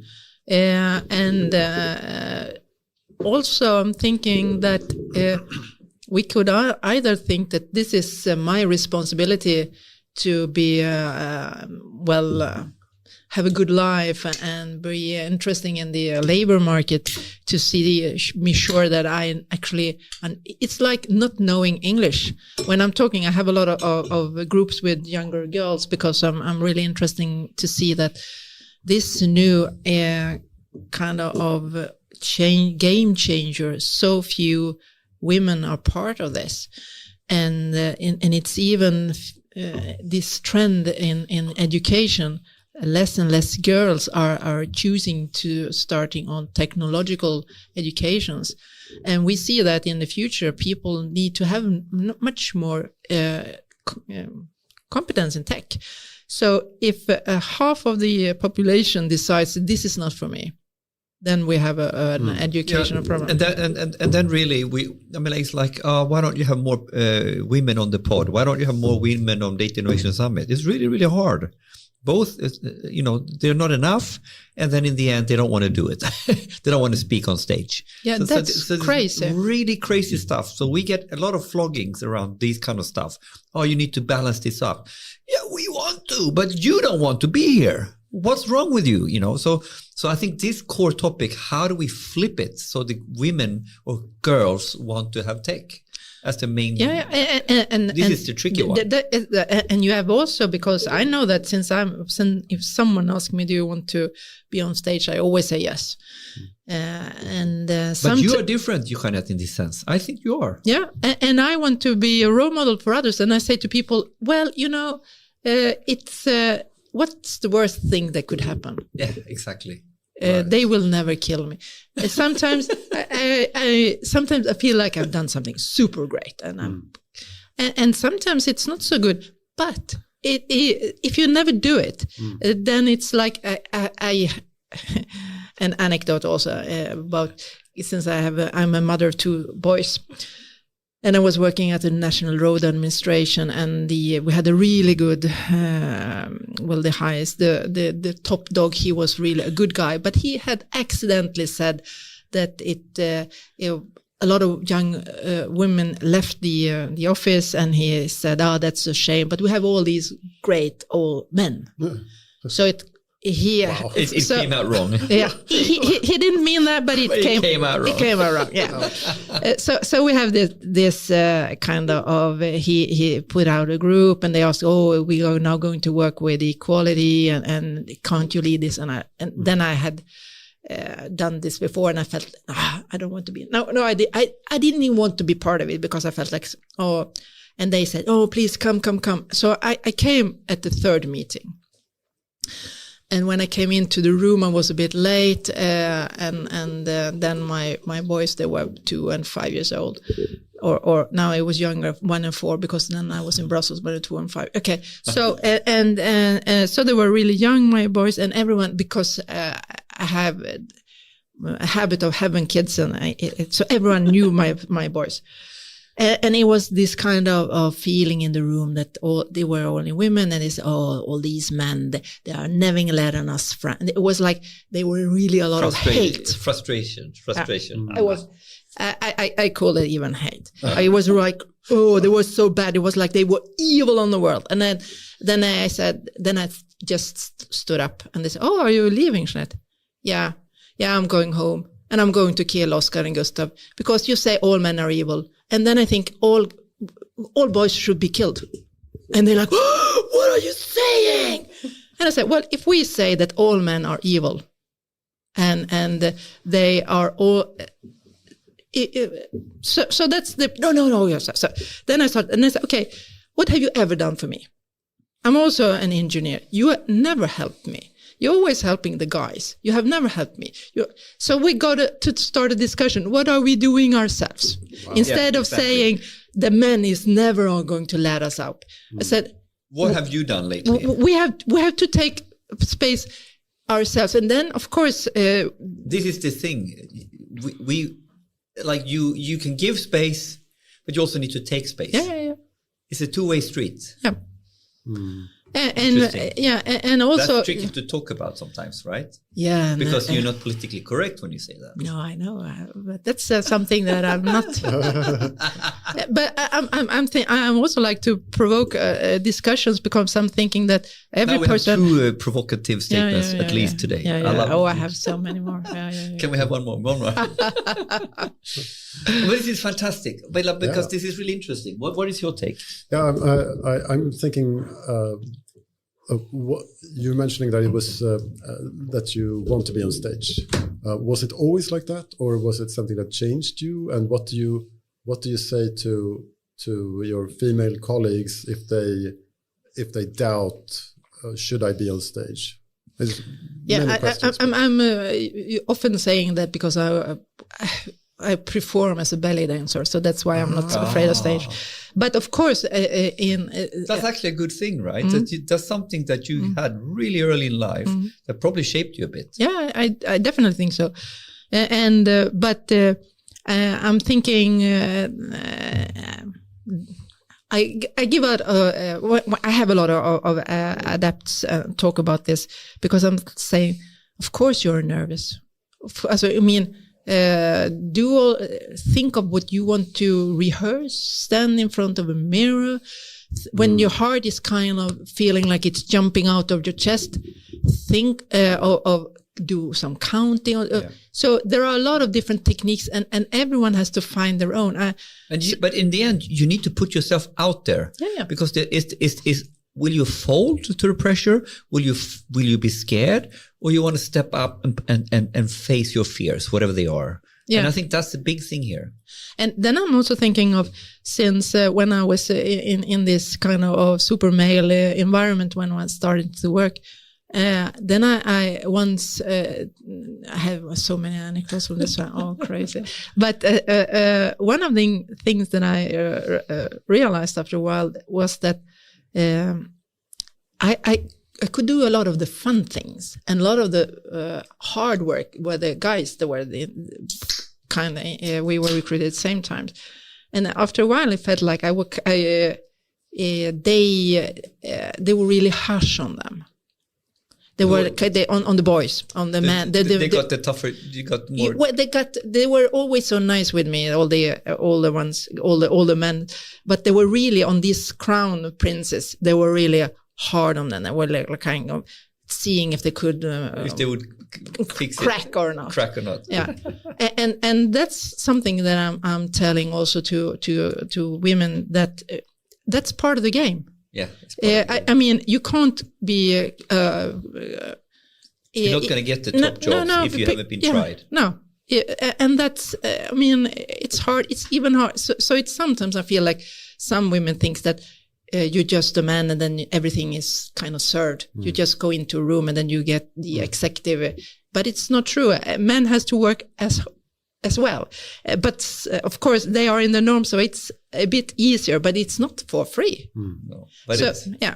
And how I'm thinking again about sort of the same question about this going on stage, and how do you handle that if you have employees, for example, that who feel like this is hard, people are being mean to me. Like how do you motivate them? How do you tell them that this is part of the game? Because it sounds a little bit like hard. Can you make it into something that they can understand and work with? You see where I'm going? Yeah, definitely. And I'm thinking that's why it's so good to try to have some mentors. Yeah. And understand that, okay, this is, if I want to reach my goals, if I want to do this, there are different techniques. And how do I maneuver in this? And when these different backlashes, like someone says to me, it must be so fun to have this interesting job that you have, Jeanette, but what about your boys? Are you seeing them enough? So you get that female question back at you again, right? Yeah. That's funny. I never get that question. That is still interesting, right? Because that is saying something. Yeah. I mean, you get that from the guys or the females? No, it's from women. From women, of course. So women want to lift you up, but they still want to drag you down into the same topic. Yeah, and I'm Isn't that interesting? Yeah, and I think that they should really be ashamed to ask that question if they want to go after the same game as, they shouldn't ask that question then. Or they shouldn't put that on you more than their husband, so to speak. No, but the interesting thing is that in this society, women are also bearer of norms. Yes. Have to really understand, okay, for example, exactly. when I've been traveling a lot, my husband, he has, sometimes when I phone home, I remember once my oldest son, Oscar, he was going to, and they were going to do something in school, an utflykt. And then he said, I didn't have anything at home when he was going out in the morning. So he had 2 kind of hård brödmackor with him and smör. And I felt like, okay, well, that was good. And I felt like, why didn't you go out? But I felt like, no, if I now go and say, I think you did wrong. Why didn't you go out in the evening and fix something? Then I kind of, then you he solved it. It was not perfect. But if I had said to Oscar, you have a really bad father, he didn't go out, then I wouldn't. You have to think. You're actually programming yourself back into the same mother role again. I'm thinking, great. He fixed, and I mean, I remember. Can I get you to talk to my wife about these topics? Yeah. Because I will never. I fully recognize that, of course, my wife should expect the same standards from me as she can deliver on these topics, of course. And at the same time, I'm not as good at this. I can feel sometimes on these topics. I have no excuse. But what happens when you get into, what you highlighted now, the way you manage that, even the poor man, he did a shitty job, but, put him a little, I think that's very smart. I think you will then grow together. If I would have like the first picture he had, Oscar had as a shirt, like I said, yeah, but like in school, a picture in school, school picture, like, and his dad. You let him wear this? Yeah, I mean, and then I realized if I was starting to say something or putting out clothes, Oscar will have these.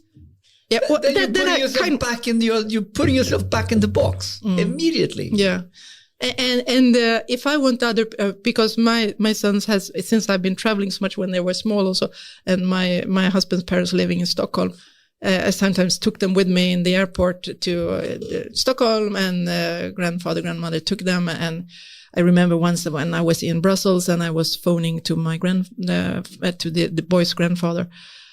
And I said, what have you been doing today? Yeah, we have been in the forest. What have you been doing? Yeah, well, they've been using knives. I like, okay. Boys will be boys. Yeah. Even grandfathers will be boys. Yeah. And they didn't. So they didn't die. They didn't die. So I felt like, okay, if I'm trying to kind of, everyone must be able to do it in their way, and it's good. So, but you had to. But I applaud you, Jeanette, for this thinking, and I think it's so hard. I think it's so hard, but I think this is the game to play. Because if you play the game because maybe you are better at it, and I don't want to go into why you're better at it or why men should be better at it or should not be so bad at it. But it's simply playing the game, because if you're playing the game the wrong way, actually everybody's putting themselves back in the old same boxes again. And I think that's the refreshing thought that you are trying to push here, is that I need to bite my tongue a couple of times, or else I will put myself back in the box where I started on these topics. Yeah. Is that a fair summary? Yeah, and also thinking, I have a friend that he moved in with a new woman, and he kind of arranged everything in the kitchen, and then she came and said, "No, you have done everything wrong." Yeah, exactly. And he felt like, well, I'm going to live here. It was kind of compromise. No, it's going to be my way in the kitchen. Okay. Then obviously this is your kitchen, and then how can you go back out? How can you back out of that claim? No, you can't. No. You put yourself back in the box. But that's also an interesting thing, is that we are talking about power, and when in the school they had this discussion when Oscar was little, that we had all the boys' mothers in one group and all the girls' mothers in one group, and one of the question was, do you as a woman have power? Ooh, and if you were agreeing, you kind of you would raise, or you would sit down and remember, but everyone else did one thing and I did the other thing. I think that everyone, if you don't have power, stand up. And everyone stood up except me. And I said, well, hello, we are all mothers to boys. Don't think that we have power? And if you think so, then I think that you really, really need to start discussing with yourself, because everything that you do, if you are a good role model for your boy, he will be a good man. But if you kind of, because I meet so many people that think they are doing things the right way instead of doing what they're feeling, and I have so many stories about that. So I'm thinking that sometimes women think that they don't have any power, and in some areas, like, these are my kids, I don't want to let them in, these are my things, instead of thinking we have different share all the power. I mean, my husband does a lot of decisions that people would think that I would do, but I say, why? He has done all of these things. I think it's perfect, good. It would not have been the same as me, but I love it. Because I think that's sometimes the difference, that I genuinely think I've done a good job, and I think I solved it differently. And depending on which yardstick you use, or which, what is the value you are trying to teach your boys, you could argue that my way was better, or my wife's. And I think that's maybe sometimes that we are looking at it as like, oh, you didn't do it as I did it. I've done this for 10 years now, and you did it differently, so you didn't live up to my standards. But I was like, but I wasn't really going for your standards. No. I was actually going for, if the boys don't fix their own lunch, they don't eat. That was my standard. But you didn't fix their lunch. Yeah, but I show them, I discuss with them in the morning that you need to fix your lunch now. And we don't have so much at home, so you need to be creative. So it's like, but when you try to explain that, actually I was going for another objective here. I think that discussion becomes very tricky immediately because but you know what? When I do this, the lunch is perfect and this is like this and this is like this. And then I'm like, yeah, but I kind of think you're curling the boys right now. I don't really like what you're doing. You know, in all honesty, I'm not really going to play that game with my boys. No. And you want me to play that game because you think that's the yardstick.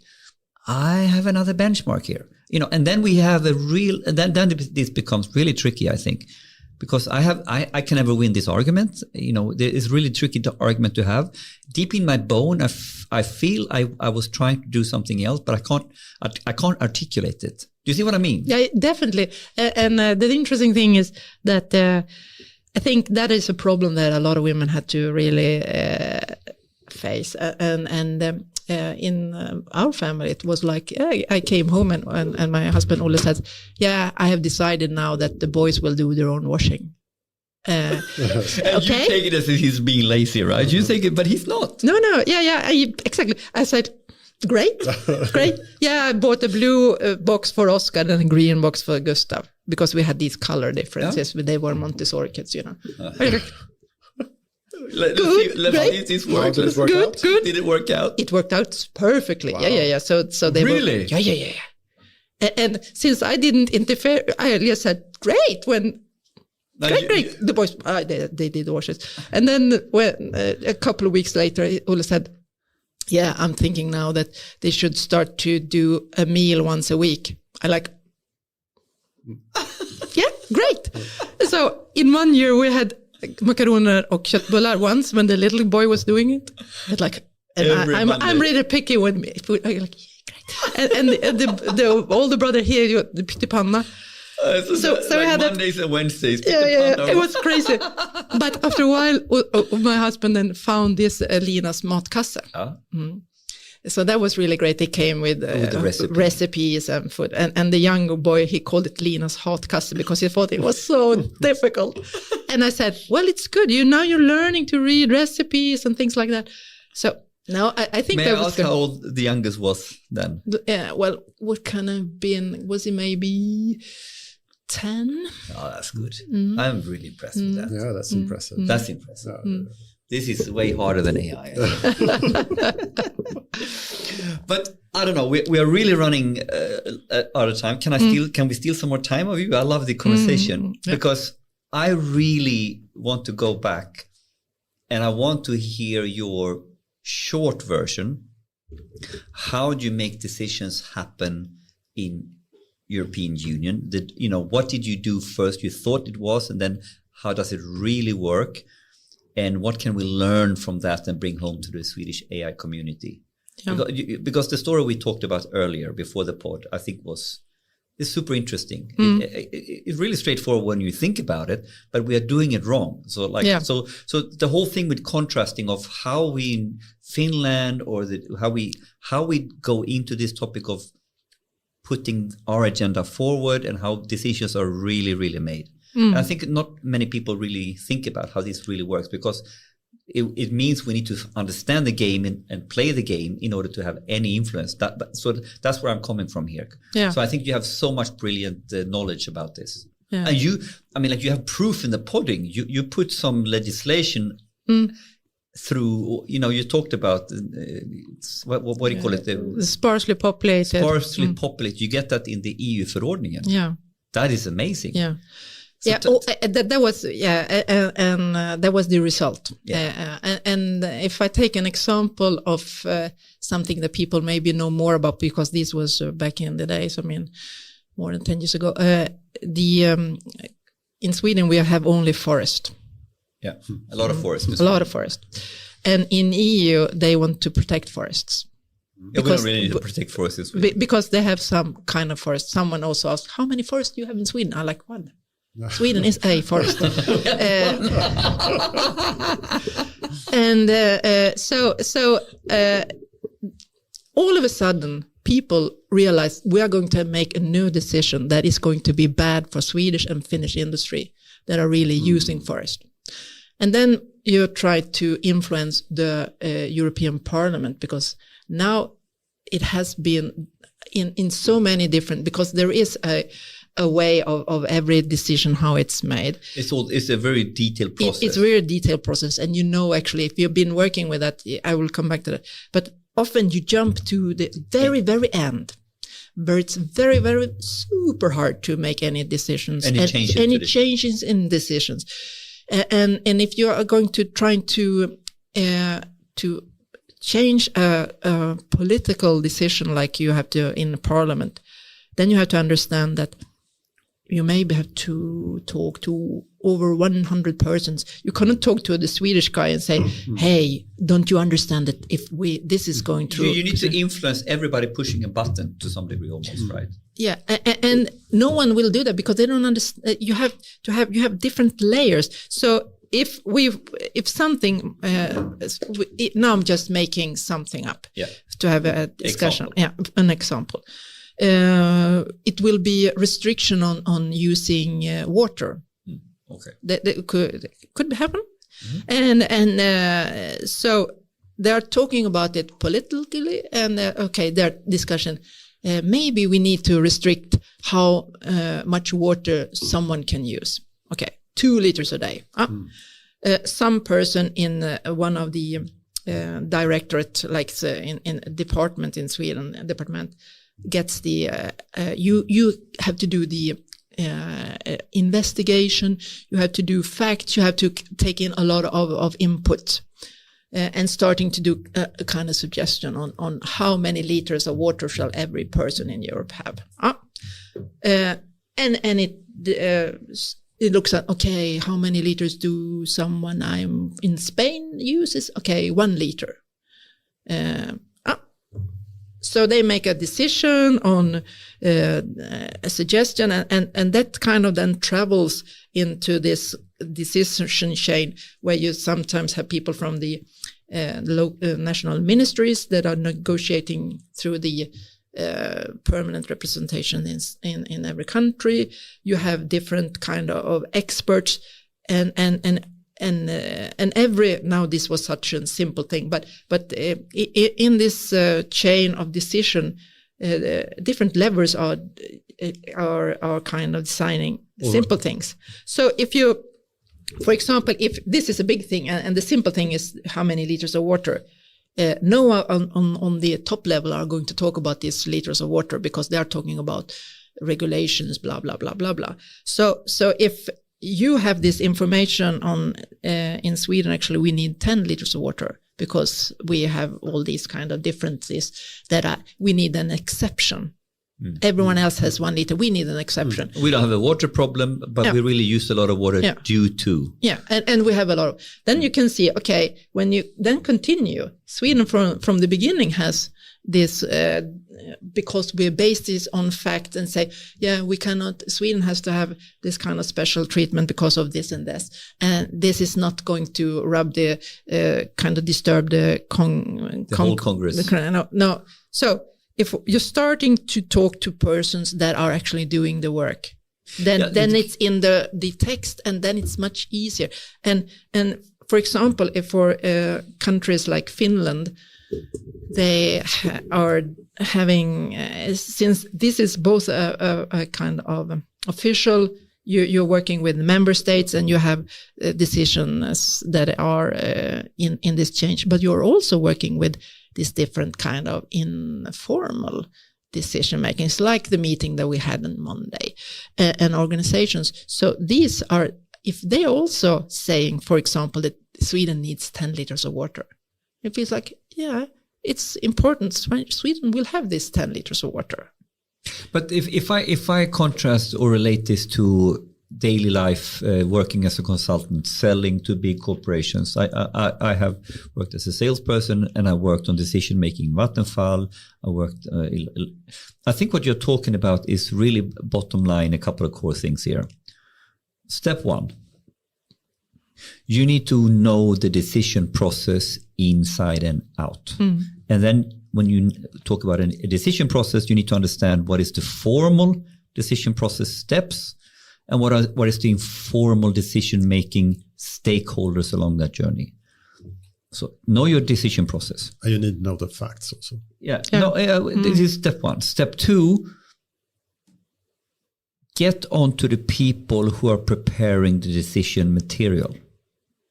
So in this sense, the only way to really contribute is to basically make life easier for the person writing something or supporting them with the facts, or basically getting your facts in. You collect the facts, you have the facts in order to shift the buying criteria, or to shift the criteria, or to be part of setting the criteria. If you try to get in on the end, the criteria is set really hard. So, and then thirdly, you said, is the difference between formal power and decision-making authority versus informal influence. And to navigate this now, if you don't understand these core things, to go to the guy writing the stuff, understand the process and actually who is going to influence what at what part of this chain, you have no clue what you're doing.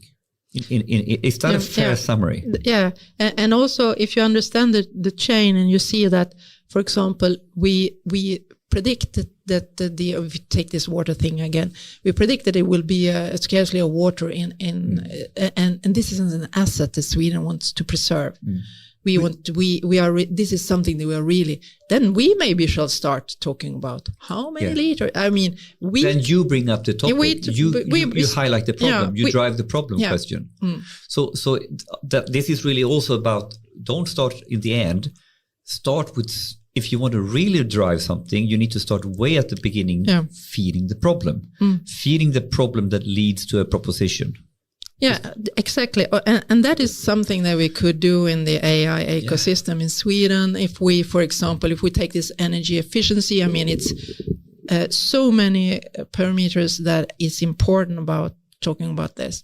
So if we would like to have that, we could start working on now I know that our work done on energy efficiency, but so that would be something that we could do with the people that are ministers, and something that Finns also do is like, even if it's left or right, they have, if they are, for example, when they decided to build all of Finnish Lapland with, I mean, I don't know if you have been there, but it's amazing. You are in nowhere and they're like 20,000 beds in a city where 3,000 people lives. But they have this kind of log houses, beautiful. It's so crazy, impressive. And they've built that for 20 years. And in these municipalities, they have used money from the European Union to build infrastructure. They didn't kind of change every fourth year because they knew that we are going to build this kind of, this is the city, the vision that we started to talk about. And then it could be different ways towards this.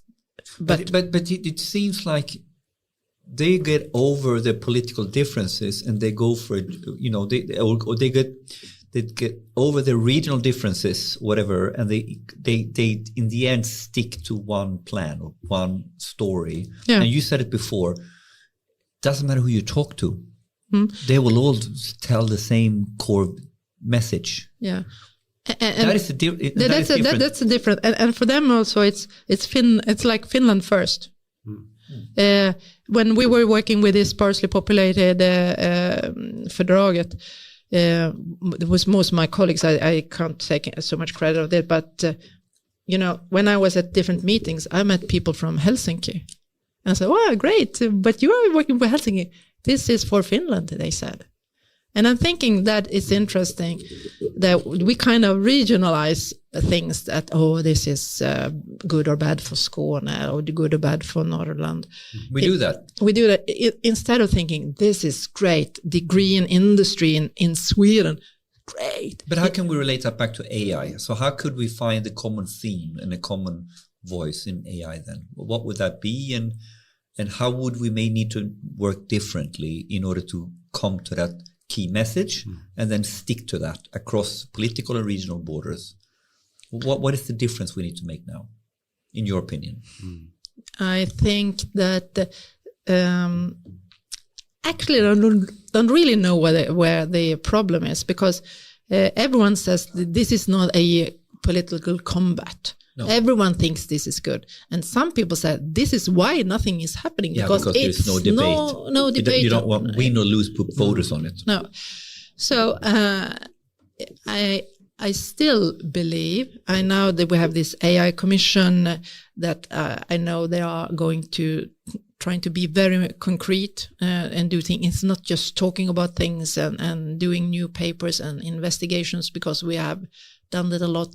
So I'm thinking it's more of how to get this to fly is to start using and also be prepared to, like in Klarna, not trying to solve the hardest problem. The hardest problem. Starting to say, this is good enough. This is the first problem. Not the hardest problem. What is the first problem to solve? And how can we, what would and then kind of level up to Swedish national level, see, okay, we have all this infrastructure, we have municipalities, we have all of this. What can we start doing that gives the first best results? It sounds like a startup mind. Like do the simple things first. Do the MVP. And then MVP and then iterate. Yeah. But okay, let me okay, in this context, what would be your advice or vision for, we started up a new Swedish AI commission quite recently, led by Svanberg. We have several friends. Heinz is in there. Who else is in there? Are you Martin there? Svensson. Martin Svensson. Are you part of the? No, you're not. No. Yeah. What do you hope? What is the best outcome of how to use the AI commission that is set now, so it doesn't become another report that's going to say the same stuff that you kind of said already in 2019 with 25 topics. Yeah. What is the maximum impact value that we could hope for, that the AI commission could sort of change the game or gel us together maybe, or what is your wish that could happen with the commission now? For me, it's a fear that it's just going to go one circle around the table, or is it, what if they could do this? What would that be? My hope would be that instead of doing more reports, they would kind of, what we need in Sweden, we need the Swedish authorities to start working, because then companies can learn, because one of the things we have to face, people don't know what this is. People don't know how to use the tool. People don't know what they want. So we have to start educating and learning, and then we also have to start working with IT companies, so that if I'm a big if I'm an official in an authority, working together with the ET company, so that we can both learn, because otherwise, if we are going to, we must on one hand protect the companies, the small, medium-sized companies that we have, so they can learn and not be kind of we take things from others, so that the and also that it will be regleringsbrev to every authority, how to use and how to combine, because there are... So to get it all the way down into directory of each authority, regleringsbrev, I don't know the English I don't know word. what it is. I have no idea. So regleringsbrev is the core directive that the board gives the authority, or what is their their frame, so to speak. The minister sets to the every minister has different kind of authorities. Yeah, and this authority is then, it's a directive that highlights the regleringsbrev, what they should do. And basically, one key goal could be to get a clarity on AI inside in relation to their objective and authority. Yeah, and I know since you already said that Patrik Ekenmo has been here, they have also done a lot of assignments from the government to see how this would be able, because some things would, almost everything that you do together is better. Yes. So there are a lot of ideas on how to do things together. I mean, especially a lot of the small municipalities, they can't do this. Yeah. And they may be the ones that need the results most. But maybe that's, how do you think about this core topic? If we pick, I mean, like, it's like the same in a large corporation. When you get started, it's very hard to put out a little bit of money on AI to 100 different bosses around the company, and no one can do anything, because you need to make an effort, a concerted concerted effort, an orchestrated effort to start building infrastructure, to start building a cohesive strategy, to start building a cohesive patterns of how you build stuff. If we go back, I mean, like what happens when 50 different, if everybody is doing their own thing, it's used adhocracy. And maybe that is one key topic now. I mean, like that, we need to find a focal point. Who is leading the way, or how are we setting standards of this? Because we are basically point solutions all over.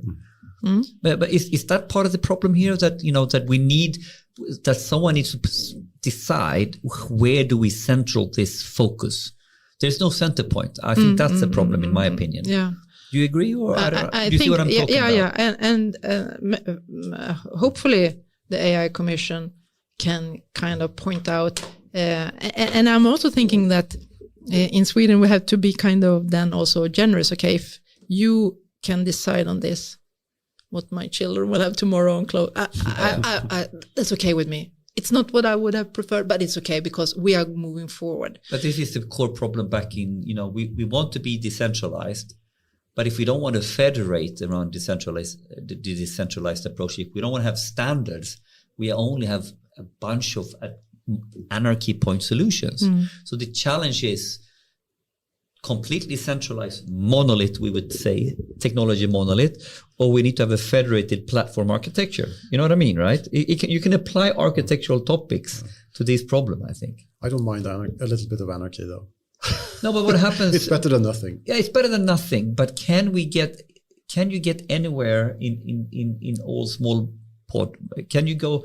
I mean, I think the challenge with agility at the extreme is that you have the coordination costs are simply massive, right? But the monolith is too slow. Yeah, I'm trying to draw parallels to where I'm standing, and I'm saying like it's better to do something than to do nothing. This is no one. I agree with that. That's a start, and of course it's better if things can gradually become more cohesive and you find a common strategy. But I think you don't start with where we're standing now. I think it's much better to do something than to wait for. Yeah, but I'm thinking you can salary administration. Yeah. Decide this is the way we do it. This authority will do all of this. There are things that are similar that everyone has to do. So that we can decide. Okay, we're not going to have 10 different salary approaches. Let's do one. But our decision making is not set up that way. No, at all. No, in Sweden.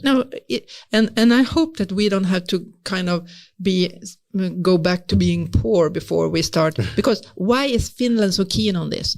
They started to see if we are using AI, we are going to have this standard of living. Why don't they have our problems? Why don't they have our problems like we do?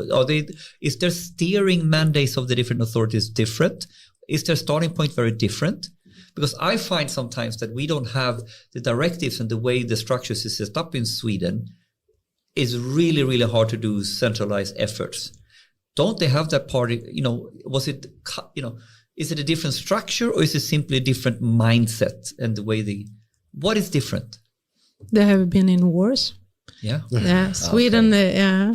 Okay, that's a hard. They have. The Second World War. Everyone knows that someone died then. They have had hardships in Finland. So they have the Finnish CISU, bringing them together on key topics. Yeah, and they know that they have to fight for themselves. So you're saying we're complacent. I remember also when I was working a lot with people from Finland. Interesting. And they say, well, yeah, you're big Swedes. Big Swedes. And it feels like, and I've been in meeting with the people around the Baltic Sea, and I was with someone from the ministry. He's not working there anymore, but then I said, okay, so it's going to be in English then. He looked at me and said, of course not, it's going to be in Swedish. And it was in Swedish, but very few people really understood. And so it was, since those areas when Sweden was big Sweden, it was Sweden, everything. So Yeah, and then I realized, okay, I understand now what people in Finland say when they say, "Oh, okay, you are big Swedes." That they mean it. Yeah, they're not cynical with us. They mean it because they remember sort of. Yeah, but it was cynical. Cynical. Yeah. It like, okay, you think that you're still like you were in when you were storhetiden. Yeah. Instead of saying, okay, this is happening, we really need to see how can we help industry best. I mean, I remember when I was in the National Road Administration and really were fighting for different kind of infrastructure to Sweden, and people in the ministry said, no, we think it's better. I mean, for them to have them instead of us in Sweden. And I felt like, yeah, but if we are the only country that thinks so, then is this going to be good? No, so I'm thinking that I'm hoping a lot. But you said before, they at the end, when they decide on one topic, the other people rally up and they take their place in the queue. They basically they see the greater good and they go with it, and they are not sort of bickering about it. No, that's also the problem in Sweden. Like, we are kind of fighting each other in Sweden instead of thinking, okay, Sweden is one country. I will everything that happens in Sweden. We're exhausting our energy on the wrong. Yeah, I think so. Yeah. And fat lazy cat. Instead of thinking that we really this is a chance for us and for our children in the future. Yeah, working together. We're getting on overtime now, so I think in one way that could be the ending. It's a good ending, I'd say. Is it a good ending? Anders is going to kill us because we didn't get to the philosophical questions then. Yeah. But it was a good ending there. Yeah. I think we end here, Jeanette. Yes, great. Fantastic. Really good pod. I love how we talked about our children as well. But that tells us something about so much. Yeah. And Thank you very much, Jeanette. Thank you. Yeah. Thank you.